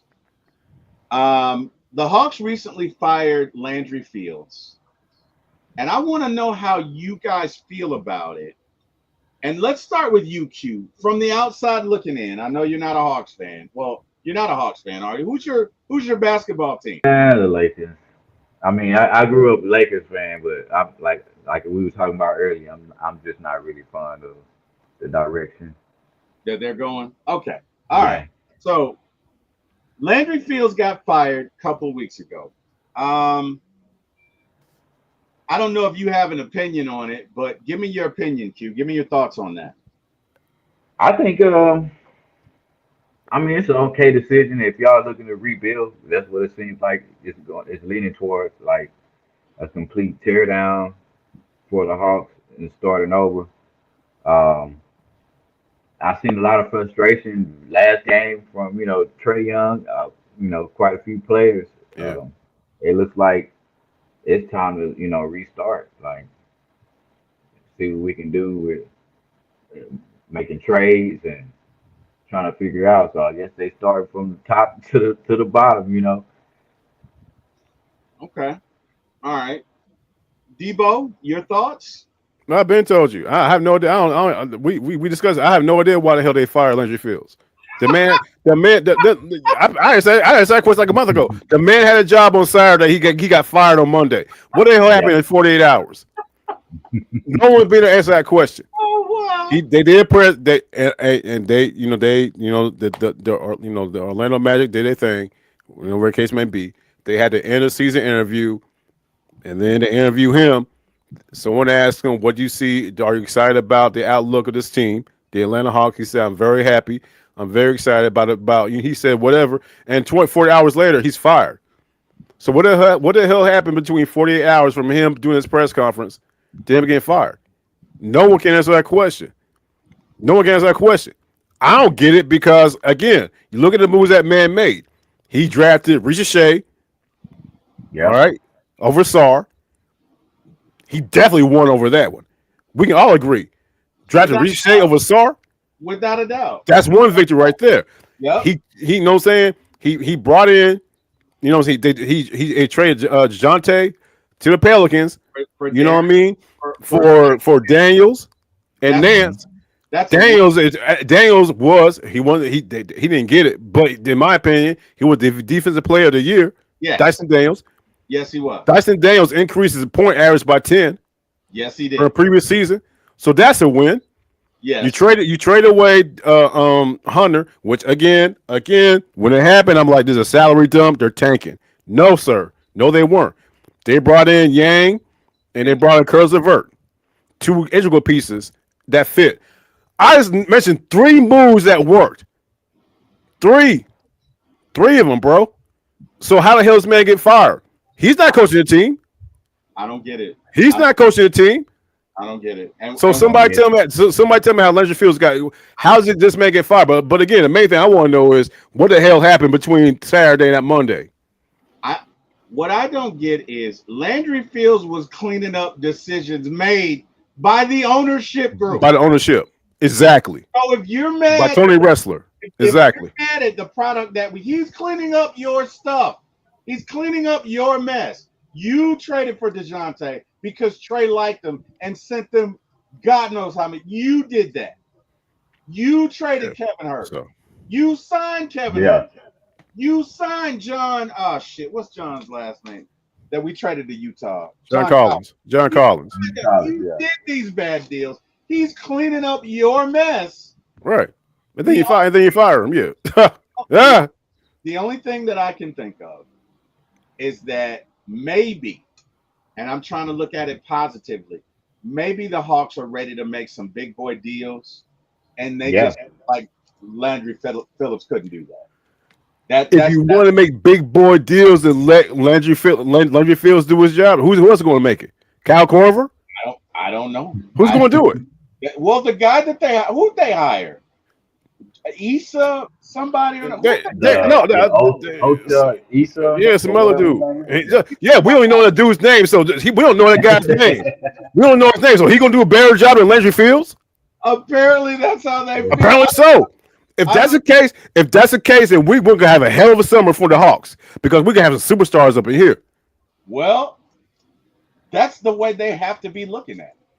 We Because got Kerry. We got Kerry said, Debo, to your defense, I don't know that T will play. Oh, shots fired, bro. Miss Carey said, "Bro, you calling bullshit. You didn't play I baseball didn't either. play I've baseball. never heard this. I never. That's what I'm talking about. She ain't heard shit either.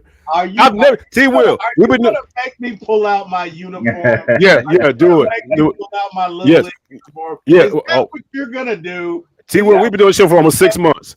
I've never, not one time, heard you say anything about you playing baseball. You always say you play, and you were a beast in flag football. Now you will tell me you're a beast in flag football.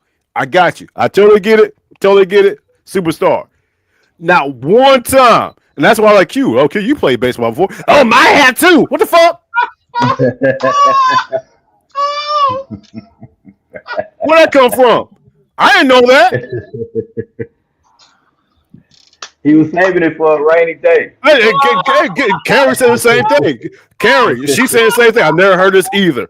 Only knew he. Oh damn! And hey man, hey, walk off. Hey, look at the walk off. Hey, T Will. You Only gotta knew save it he for went a through the player. drive-through. Damn, bro. Oh wow! Damn. Hey, mic drop. Mic drop. Foul, Gary. That is foul. Mic Oh, drop. Gary, I thought Mic we were. drop. But no, but we'll see what happens with the Hawks, man. We'll see. We'll see. I think they restarted, man. I think they finna start over. They're gonna trade everybody away. I don't think they need to start over though.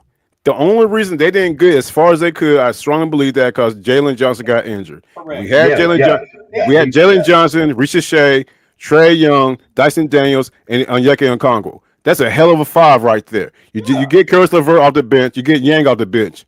That's a hell of a team right there. Right. Young too. Young too. And thank you, and a young team. Yeah. So my thing is hell. If you're gonna sit here and fire Larry Fields, you need to fire Quinn Snyder. No. Yeah. Okay. First off, My point is that Fields, and like I said, no one can make sense. So I might have it wrong though. I might see it from optical view. I just need to figure out why the hell this man got fired. I don't think you're wrong. Because I definitely think he won those trades. Because I'm gonna tell you something. I had the Hawks winning 12 to 15 games this year. Like I thought we were going to perpetually suck. So they far exceeded my expectations. You developed Dyson Daniels into a starter, and he became a defensive player of the year. You developed Jay into arguably a candidate for the rookie of the year. You know, you could make an argument that he should have won it. Okay, he didn't, but that's a win. You got JJ, who, if he doesn't get hurt, oh my God. So you definitely have pieces there. I don't get it. Kerry says, that's what you get for blocking me from your YouTube, T. Will. Did you tell Debo you blocked me? God damn, what the hell? I blocked her by accident. So last week we're having. Damn, what you doing, bro? You gotta hear me, Debo. You gotta hear me. So last week we're doing the show. Right. And this asshole, not Carrie, I love her, but this asshole is in here advertising for somebody, right? Okay. And it's agitating me. So I go to block him, and as I go to block him, I click on Carrie's instead of his. I click on her YouTube, and I blocked her by accident. I didn't mean to block her, and I told her this when I did it last week. I didn't mean to block her, but I did. I'm sorry, Carrie. You know how I feel about it. That T. Will sounds suspect. Hey, I got something for y'all. I was digging in some old, because I collect football stuff, sports stuff. Just stuff I have. Okay. Let me show y'all something. Oh man, he about to show us something. Oh, what the heck? What is? I don't know if y'all can see this. Oh, that's a picture. Okay, hold on. Yeah, 1990 Atlanta Falcons. Oh, the Jerry Glanville picture. Yeah. Yeah, Yeah, yeah, we are family picture. Yeah, is that the Jerry Glanville picture? yeah, got prime time on there. Andre Andre Rison, Rison, yeah, Jesse Chris Tuggle. Miller. Yeah, Oh I wow. remember that picture, man. it's Oh authentic. Where did you I was get, like, bro? man, Where'd you get that from? 1990. Gee It's whiz. been having it for a while. Yeah, do you know how back in much? Blair, Dion, all them boys in that picture, man. I Yeah, wonder how yeah. much it's worth. I wonder how much it's worth. That's why I've been holding on to it just to see how much it'll be worth. Yeah. I got all kind of collectible cards. Would you ever sell that? Yeah, of course. Oh yeah. I got cards from the '90s when we was Somebody kids. would buy. I'm telling you, somebody would buy it Somebody would buy it. Oh yeah, most definitely. because the 1990 Falcons, man. Well, actually, I take that back. The 91 Falcons, they were too legit to quit. Too The legit. 90 Oh Falcons, yeah. yeah, the 90 Falcons. That's when it went back to black. That was I want to say the 25th anniversary of the Falcons, and that's when Jerry Glanville's first year. So Jerry Glanville, we had Marion Campbell, etc. He comes in and he says, you know what, we're going to do things my way. We're going to switch everything to black. Black was Jerry Glanville's favorite color. You know what I mean? So he decided to overhaul the whole team. No more red, white, and black. We said we're gonna do black. That's it. And they went out there. That was Deion Sanders' second year. Yeah. The first game they had was against the Oilers, and that's when Deion picked up Warren Moon, high step, 81 yards to get a touchdown. But the next year, though, the 91 Falcons, one of the best teams assembled ever.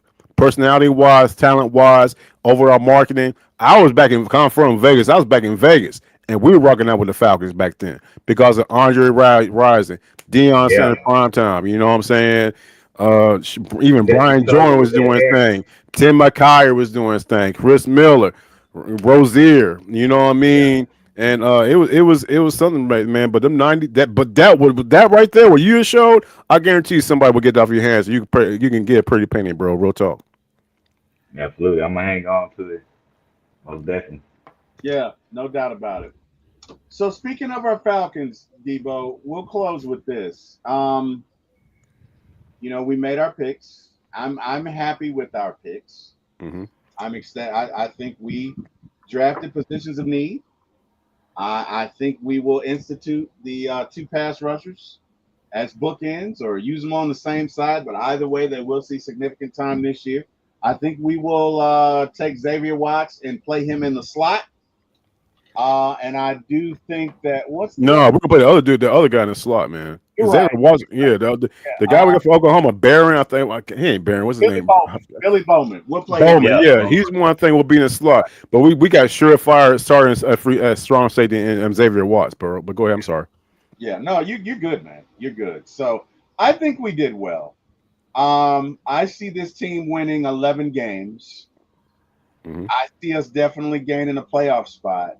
Give me your prediction or give me your thoughts on the draft and the moves that we made, and give me your prediction on how many games you see us winning this season. No, man. I think 11. I think 11. That's a good number right there. We have to win the South though. We have to. It's gonna be two horse race between us and the Bucks. Hey, shout out to Carolina. I think that the Carolina moves they made, they'll be a much more better team, a better assembled team. You know what I mean? I think their head coach is his second year. He's an offensive guru, so I think he'll do better. The Saints are do. I think the Saints might go 1-16. They have no quarterback right now. They're in total rebuild right now, so I'm not worried. That's the last thing I'm worried about. I'm not worried. I'm worried about, but I definitely think that we can go. I would say the floor is 10-7. The ceiling, why not? 12-5. The offense is there. There's not a single weak piece. There's not a weak piece. We've addressed everything that we had to address, and we got some absolute studs with Xavier Watts at safety, and James Pierce, and everybody talking about, oh, we gave too much for James Pierce. You don't know that. Some here's all right. Here's my thing. Right now is what May 6th. Right now it's May 6th. Right now, anybody. We'll fast forward to a couple months and well later on in the year it's October or November and James Pierce has like 8 sacks. Do you think we still gave too much? That's my question to them. You don't know what a man. What you can't question a draft pick when he hasn't even stepped on the field yet. Right. Right. Period. And you Right. know what I'm saying. And you know what I'm saying. And Jalon Walker, man, come on.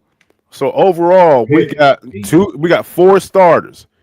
We got four starters, I believe, in this year's draft.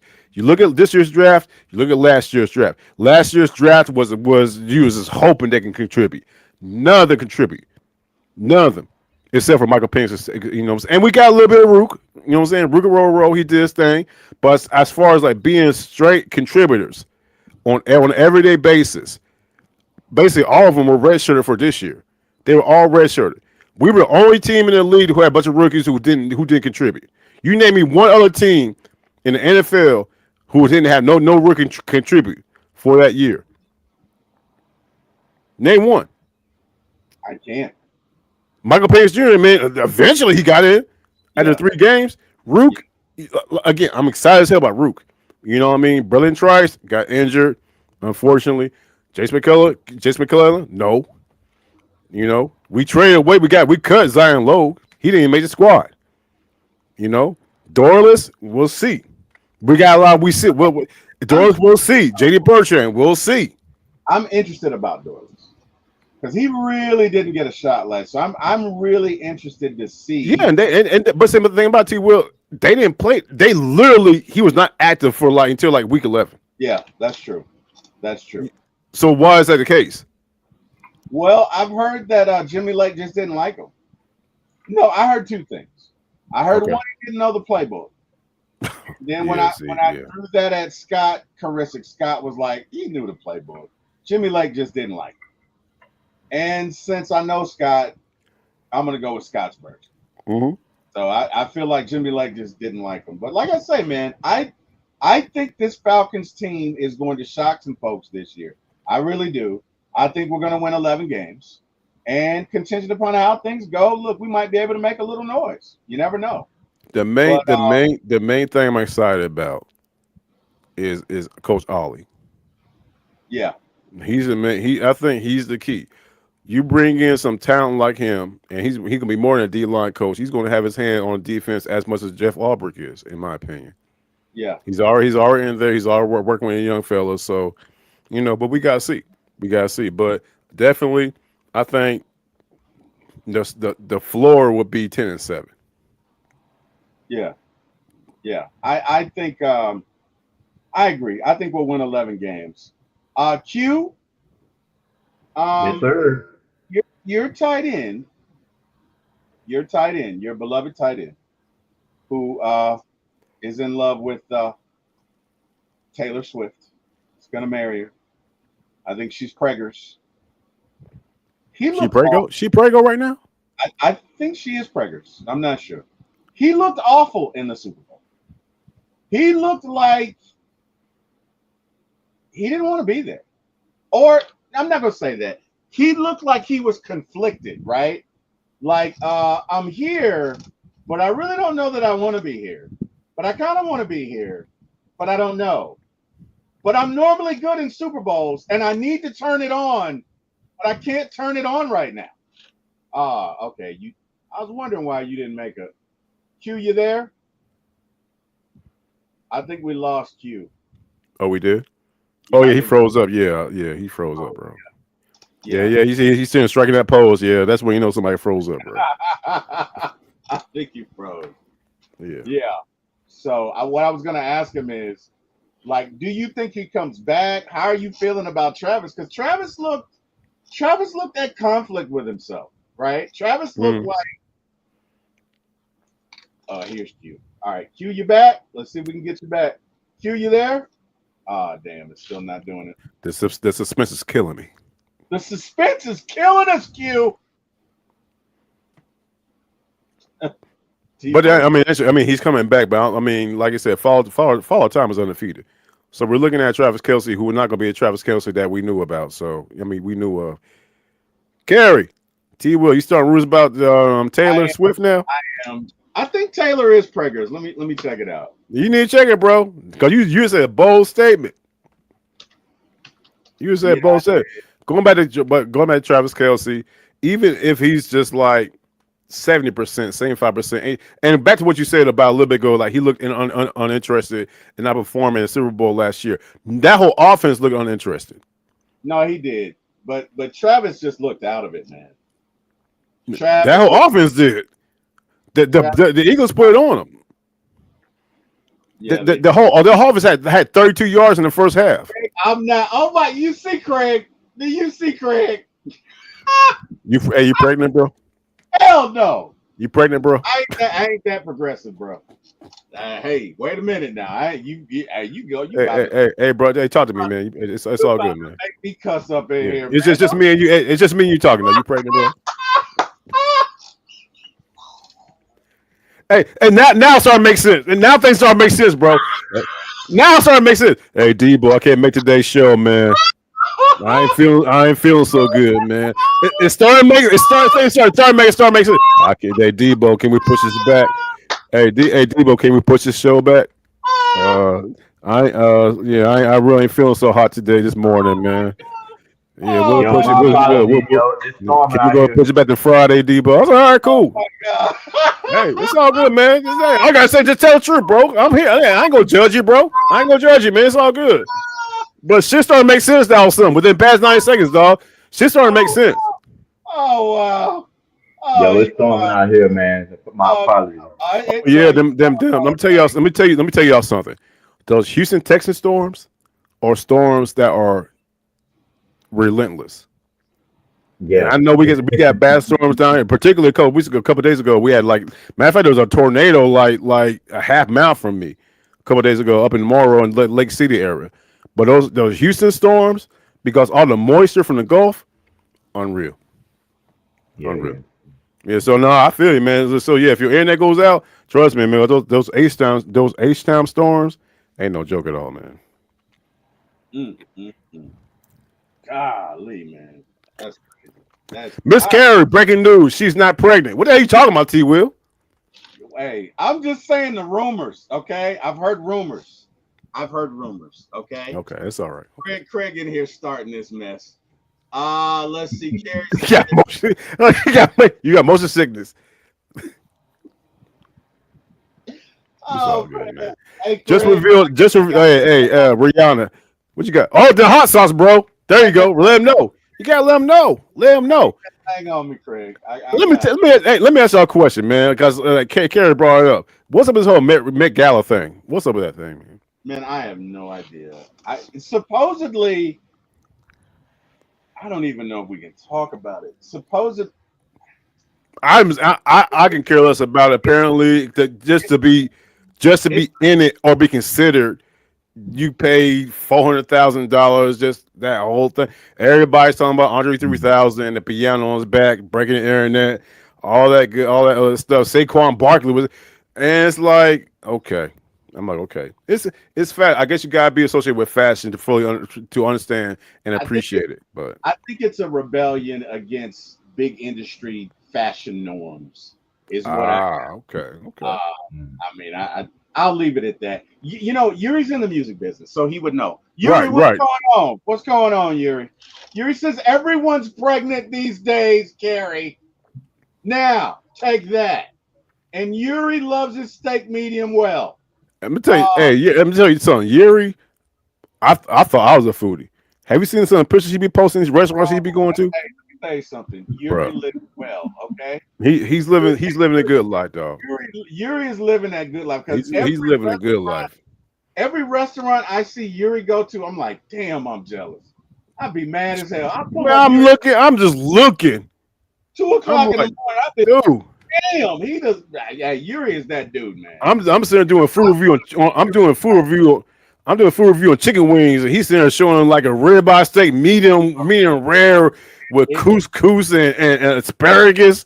I'm like, yo, yeah, I'm okay. Yuri is that dude, man. Let me tell you something. Yuri is that dude. I want to be Yuri when I grow up. For sure. Q, this is something we ask everybody. How do you like your steak, sir? How do you like it? Do you like it medium? Do you like it rare? Do you like it well? Do you like it medium well? How do you like your steak prepared? Medium well. Yes. Yes, love it, love it. So Yeah. Carrie, I So don't like. I don't really like the. I tried rare, but I don't really like the you're good. flavor of. Yeah. see, I, You're it, good. Our producer Carrie, she says well done steak is for losers. I can't. I can't. I always I know ask I hear the questions jokes how you all the like time. the steak. Yeah, no, Yeah. but you're good. You're good. If you go, because here's a difficulty thing with medium well. If you cook a medium well steak, it becomes well done if it sits there. If steak sits there, it eventually becomes medium well. That's why I always go medium to medium rare. Yeah, I that's need fair. to. I That's need fair. to. I'm not going to sit here and pay for go to some high end. I'm not going to sit here and go to Davio's and Buckhead and pay $60 for a steak and have it make it well done. Let me ask you a question. If you go to a high end restaurant, what GQ, would you still ask your steak to be medium well? Nah, I wouldn't even get the steak. I'll get something else. Yes, I love steak. I would eat steak every day. I would get something else. You know, I would just I skip would out. get medium well. I love me some medium Okay, well. all I right. don't All right. care. I'm getting medium well every time. I love steak. Because There's if you nothing just I go love. ahead and eat it, it wouldn't even be a problem. You know, if you just eat it, chop it down real quick. Yeah. Hey, They let have it you, sit Fair enough. though. do Fair you enough. guys Fair do enough. you guys have Roof Chris in Houston? Q. Yeah, yeah. Downtown, yeah. Have you ever been? No. Oh my God, you got to go. You have to go. If I You may, have to go. You have to go. if I may, the reason being, T Will, again, we're talking about Houston, Texas. They have unbelievable steakhouses that are not like Roost Chris. I totally get it. We love Roost Chris. You know what I'm saying? I love Roost Chris. I've been there one time. It was cool. But the steaks in Texas, I'm not forget Houston, in Texas are so unbelievably good. And that's why people go there for on the steak challenge. We got able to eat like Yeah, a yeah, 72-ounce steak in like 10 minutes or some shit. You know what I'm saying? The steaks yeah. there, the beef comes from Texas. The Texas steak, a steak from Texas is something at a totally different level. So yeah. Hey, man. Yuri says Mastros. I wish we had Mastros in Atlanta. Have you ever been to Mastros? When I was in Atlanta, yeah. Okay. He's saying there's not one in Atlanta. No, he's I saying mean, I've been Mastro before, but yeah, Okay. yeah, Yeah. Okay. yeah, All he right. said they have one. So Carrie says it's an annual big fundraising fashion event in New York City. I just like to see the outfits. Yeah, that piano on the back, I don't even know like what the hell, Andre? What He the hell? did because he can do it. Yeah. I mean hey, he did because he could do it. He's Andre.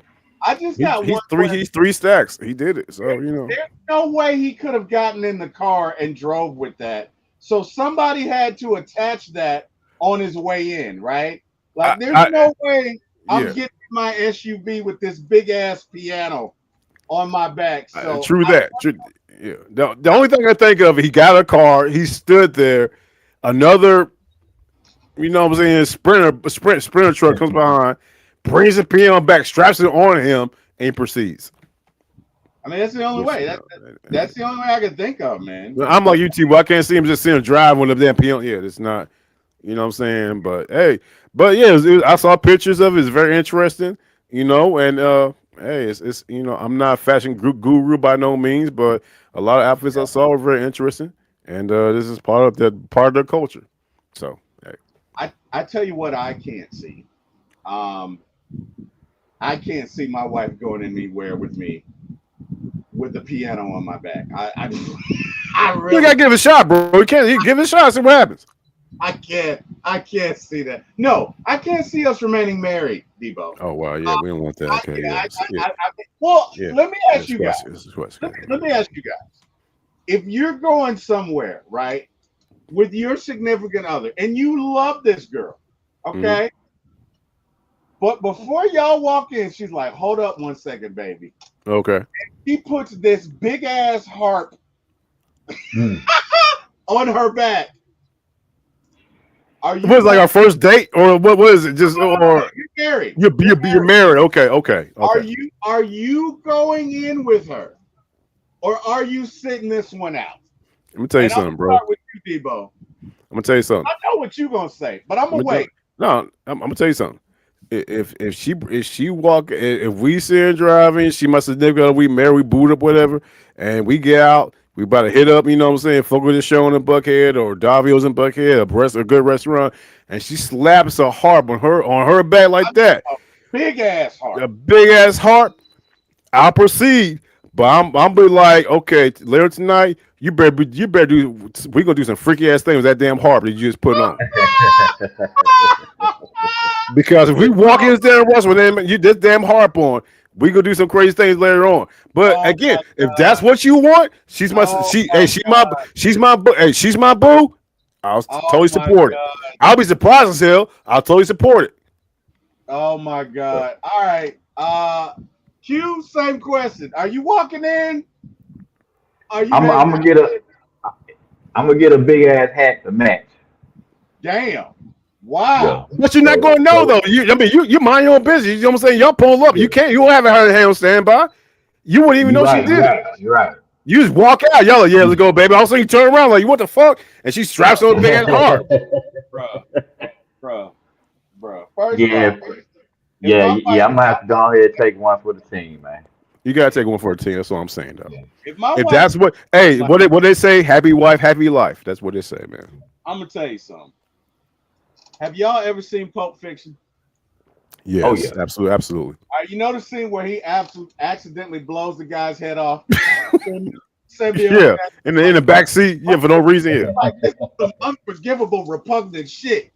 We switch it. You need to be the motherfucker on brain detail. I can't believe this. That's how I'm gonna be. That's the conversation Kim and I are gonna have on the way home. I'm going to take it for the team. But we on that way home, I'm gonna be like, Kim, what the hell? What the hell, Kim? What is going on? Why would you do that, Kim? I have friends there. But I have a show. I'm a public figure, and now everybody next week. You are a public figure, bro. Yeah. My wife. What the hell? Hear me out. T. Will. What if y'all go in there and have just an amazing dining experience because of it? How the hell we gonna do that? She got this big ass harp on her back. Like, where's she gonna sit? That's another thing. Well, that's another thing. Yeah, where the hell she gonna sit? Yeah. They ain't gonna be on. They definitely can't be on damn booth. Sit. Right. Yeah, you can't sit in a booth. I'm gonna tell you why I'd be mad, right? You guys really want to know the truth? Yeah, man, yeah.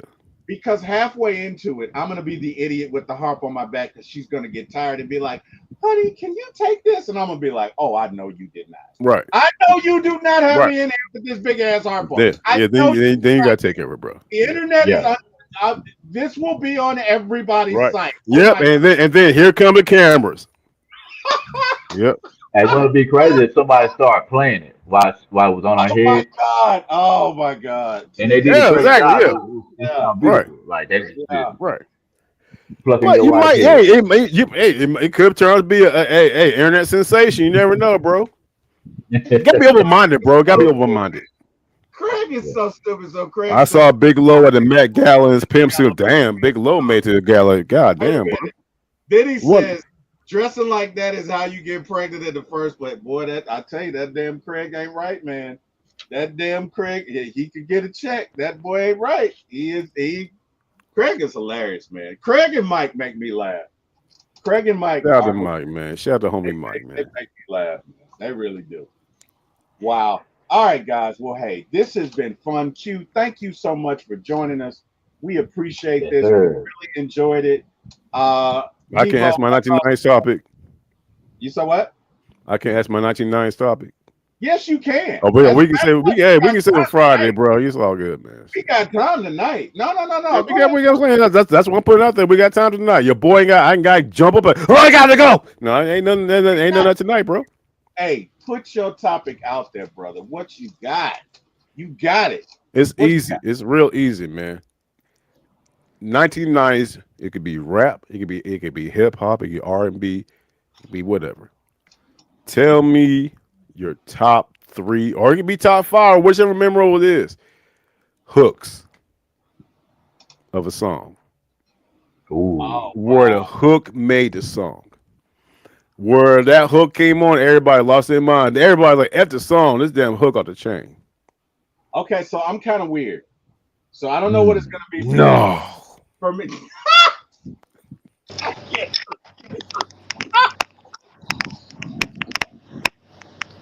I think Debo is making up for lost time. Because Debo is going in on me today. Golly, I'm just Hey man, this Debo at the dark, bro. This is not the T1. This is not the morning Debo. This is not the morning Debo. This is Debo at the dark, bro. Oh shit! Damn. Okay. What you got? Wow. What you got? Wow. What the hell were we talking about? Okay, hooks. Yeah, You I remember. said 90, right? So, all right.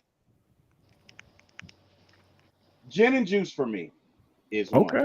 Ooh, that's a good one. Good one. Good one. Okay. Gin and juice Okay. is uh It could be R&B too. Like I said, it could be R&B if you want to be R&B. I no, would say I'm- R&B, Either Go ahead. one. Either one. Go ahead. knocking boots.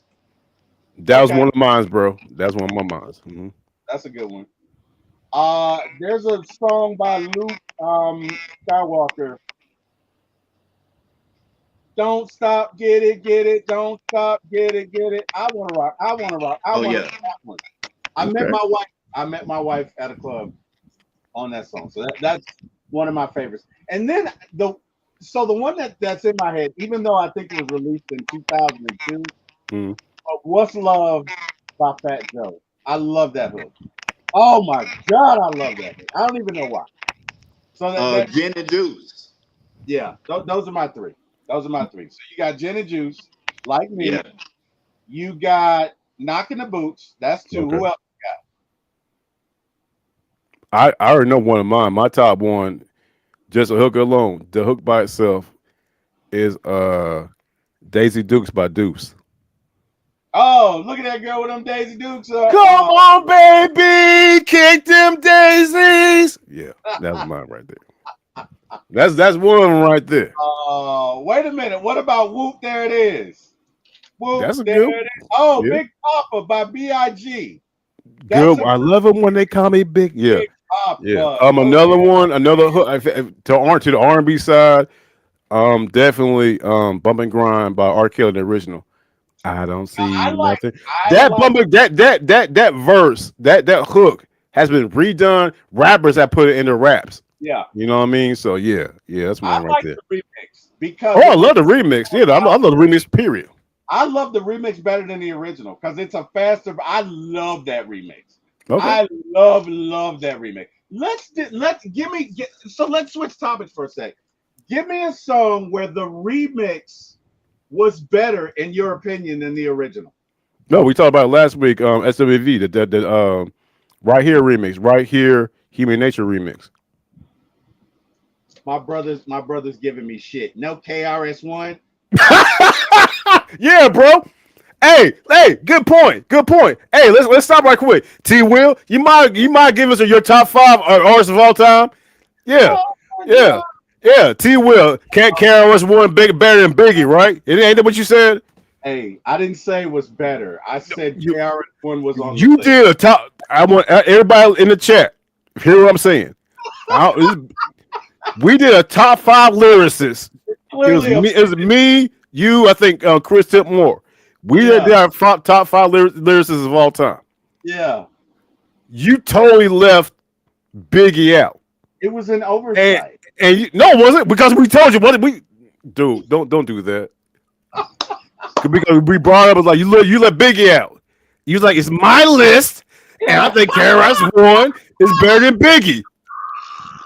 And that was it, bro. I was like, okay, let's end this show. I like KRS-One better than Biggie. And then I remember the next show, I'm a smart ass. So the next show I put on a Biggie shirt. And then you was like, well, maybe he could be honorable mention. What the fuck? You double down, bro. Oh, wow. Good call. Hey, Eric, good call. Chucky, Let's see, man. Yeah. Chucky, give me your top 5 hip hop. Give me your top 5 rappers, Chucky. Whatever, Eric. Whatever. It's my opinion. It's like, I'm KRS-One. So you said it. Hey, dog. Hey, I told you. Chris Tipmore told you. We all told you. It's your list.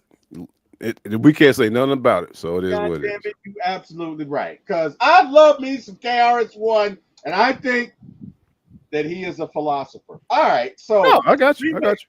give me your all right, top back remix, T.I., Jeezy, Young Dro, Big Country. Ha! FBG for the remix, man. Yeah, Big Country does belong in. Hey man, that Big Country that Let me he tell you just, something. Undefeated. oh my god. Undefeated, man. Oh, hey man. Big Love does not miss, sir. That's all I got to No, say. Big undefeated. Love does not miss. Yuri says in Quiet Storm remix by Mobb Deep and Lil Oh, Kim. that's a good. Yeah, Quiet Story with Lil Kim. Here's another remix, man. That was tight, man. The Craig Mack Flavor and Ear remix. Yeah, yeah, Yeah, yeah. yeah. I think the flavor. I think the flavor in your remix was better than the original, man. When you brought in Biggie was on there, LL Yeah. was on there, everybody's on there, man. So that's a good. That's another one right there. But yeah, that Quiet Storm remix, my mom did with Lil Kim. To this day, I still think that verse Lil Kim spit was one of the tightest verses by a female lyricist ever of all time. Yeah, That man. verse. I like so top five remixes for me. Number one, that R. Kelly. That R. Kelly bump and grind. To me, I like that one better than the original. Right. I Uh agree with that. Erica Badu, Bag Lady remix. I like that better than the original. I forgot about that. Good Yeah. call. I forgot about that. That's a totally good call, bro. Cause Uh, when that back leg came out with that remix, I thought that was original. No, it's not. That yeah, was a remix. exactly. Yeah, and it Exactly. brought it. It definitely brought it out. Because Yeah, like the original, it was all slow and downtrodden. it So was. yeah, Right, Yeah, right. yeah. And same thing with LL Cool J and Keith Sweat, Why Me Baby. The original to me is so much better. I'm sorry. The remix is so much better than the original. Because the original was slow, but the remix was like really more so a rap. And I liked it better. So I like that. Let me see. One more remix where it was the Human Nature, the Right yeah, Here it's remix. the it's the BB, yeah, the right here, Human Nature remix was R way better than the original. Right here, yeah, yeah, and B, that's probably the best, in my opinion. That one's probably the best of all time. right for sure. Yeah, man. Yeah. Kim did take over the whole song. All right. So yeah, no, that's Josh, I'm telling you, dog, Kim killed that damn Quiet Storm remix. I mean, dog, that Quiet Storm when Kim spit her verse on the Quiet Storm remix, they might as well stopped it right there. all right. So Little Kim from back in the day versus Nicki Minaj. Who you got? Uh, Lyrically, look Lyric. him. I got Kim, bro. Cause Look look at all him. the stuff she did. On top of that, she did stuff with Junior Mafia. She did stuff Yeah. independently, and there's other things. While you know what I'm saying, Nicki Minaj, she did stuff with a couple of artists. You look at Lil Kim, she did things with every artist, bro. You know what I'm saying? My favorite song she got is that song she ever did, No Time. No Time for Oh, Fake Ones. That was one of my favorite ones Oh, right I love there. that. I You know what I'm forgot saying? about that. Yeah, I that's my got yeah. no time for pay. Oh, I Yeah. love That one right oh, there. just the way that She song yeah. came She on. yeah. Oh, Yeah, she I had that love song. Then she had a remix with Missy and Angie Martinez and everything. yep. Dog, she was out. Kim was out there. She was out there, and she let the whole world know who the fuck she was. Nicki Minaj, you know what I'm saying?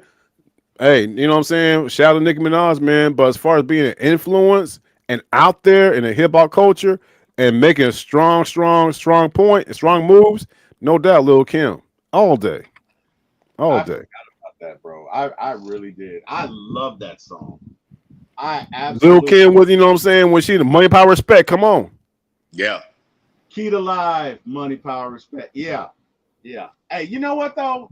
On a side note, Biggie was winning, man. Kim, Faith, Charlie Faith Baltimore, Evans, yeah, dog. He was, Yeah. Charlie He yeah, had a crew. Biggie he had a roster, nigga. Yeah, was yeah, winning. I yeah. don't He care what anybody says. he had a big had a Biggie was roster, dude. winning. Woo! Biggie was Yeah. winning. When All I right, found out, man, when I found out he was with Faith Evans, like, dude, you winning, bro. Biggie was Faith winning. Evans, when she went Faith Evans, I'm like, dude, yeah, you, my man, yeah, Biggie winning, Boy, Biggie Charlie winning. Baltimore is still bad, and she gotta be like my age. She's still bad. Just You know, I ain't seen. I ain't seen her since like the night. I mean, but I'm pretty sure she is because she was bad then. she's So I'm bad. pretty sure. You know what I'm saying? I'm pretty sure she aged like fine wine type of deal.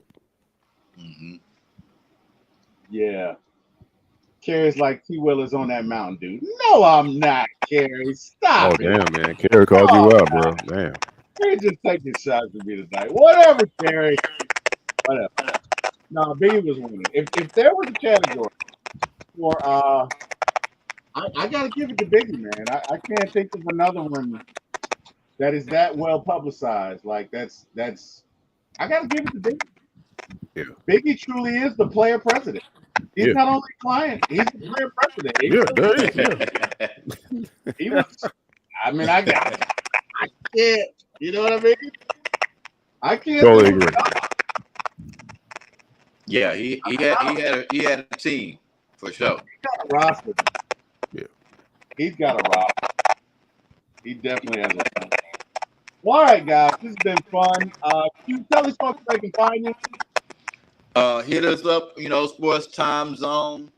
We be on every Wednesday, Thursday, and we also have a Saturday show where we showcase underground music, whether it be hip hop, rap, R&B, whatever. Come, you got music. What? My bad, bro. Is that on YouTube or?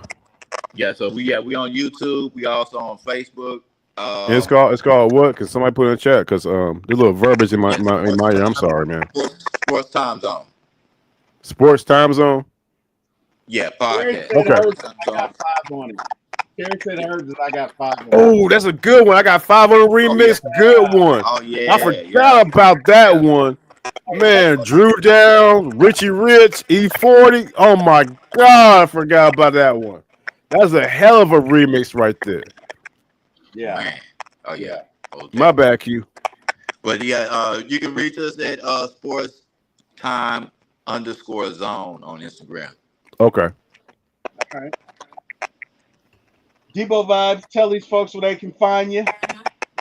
You can find your boy on Debo Vibes on YouTube, Debo Vibes on TikTok, the real Debo Vibes on Instagram, Debo Vibes on X. And I'm so sorry. There's some kind of reverb in my ear. Can you I hear? hear I hear it too. I hear it too. Okay, It's but you can hear me though, probably right? on my end. I can Okay, hear it. all right, yeah. A lot of man lately. I've been having some awesome food trips. I just went to. I kid y'all not, man. I went to a food truck. This was not planned at all. I was running errands with my son. I had to take my son home. Before I took my son home, he wanted to go to Wendy's. And the Wendy's was in Publix parking lot. I get to Wendy's. We pull out. As we pull on out, there's a guy in a food truck. And he just walks up on me. He's like, man, I got the best soul food in town. I'm like, whatever, bro. So I'm telling you. I said, well, I told him I'm a foodie. I'll come back and see what you got. He said, come back. I'll hook you up and we'll do it. I said, all right. Drop my son off. Went back there. And like I said, this is a small ass food truck, y'all. I had honey, and they were serving up honey, chipotle, lamb chops, dinner, macaroni and cheese, rice, broccoli, sweet potatoes, all in one big thing for just $20.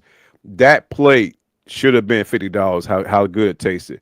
I've never had lamb chops from a food truck, and it tasted like I was in a high end restaurant. And they served up these awesome, unbelievable some of the best egg rolls I've had. I had a Philly cheesesteak egg roll and a jerk chicken egg roll, and it was a food experience I'll never forget. Cool ass dude. But man, if y'all want to see the video, go to Debo Vibes on YouTube. It's getting good traction. I'm doing another foodie video tomorrow, so check that out. If you love food, you love a good time, check your boy out. Like I said, Debo Vibes, man. So for sure. Debo. Yes, sir. Give me one sec. Oh no, he's rolling out. I was about to send the link. Okay, he's rolling out. All right, guys. Well, hey, to those of you who joined us, thank you so much. We appreciate it. Everyone in the chat, we thank you for joining us. This has been the show on the For My ATL Sports 1 channel. Again, that's the number 4 in my ATL Sports, the number 1 channel on YouTube. Please like, share, and subscribe so that we can continue to bring this great content to you, as the algorithm will give us room and freedom to do so the more subscribers we acquire. So, hey, if you like it, give us a like, give us a share, give us a subscription. Craig is like, congrats on the baby. Whatever, Craig. Yeah, man. Hey, like I said, T-Will, man. Like I said, if we having a show, you start having contraptions, dogs. Let me know, man. We'll cut it short. We'll cut it short, bro. We'll cut it short.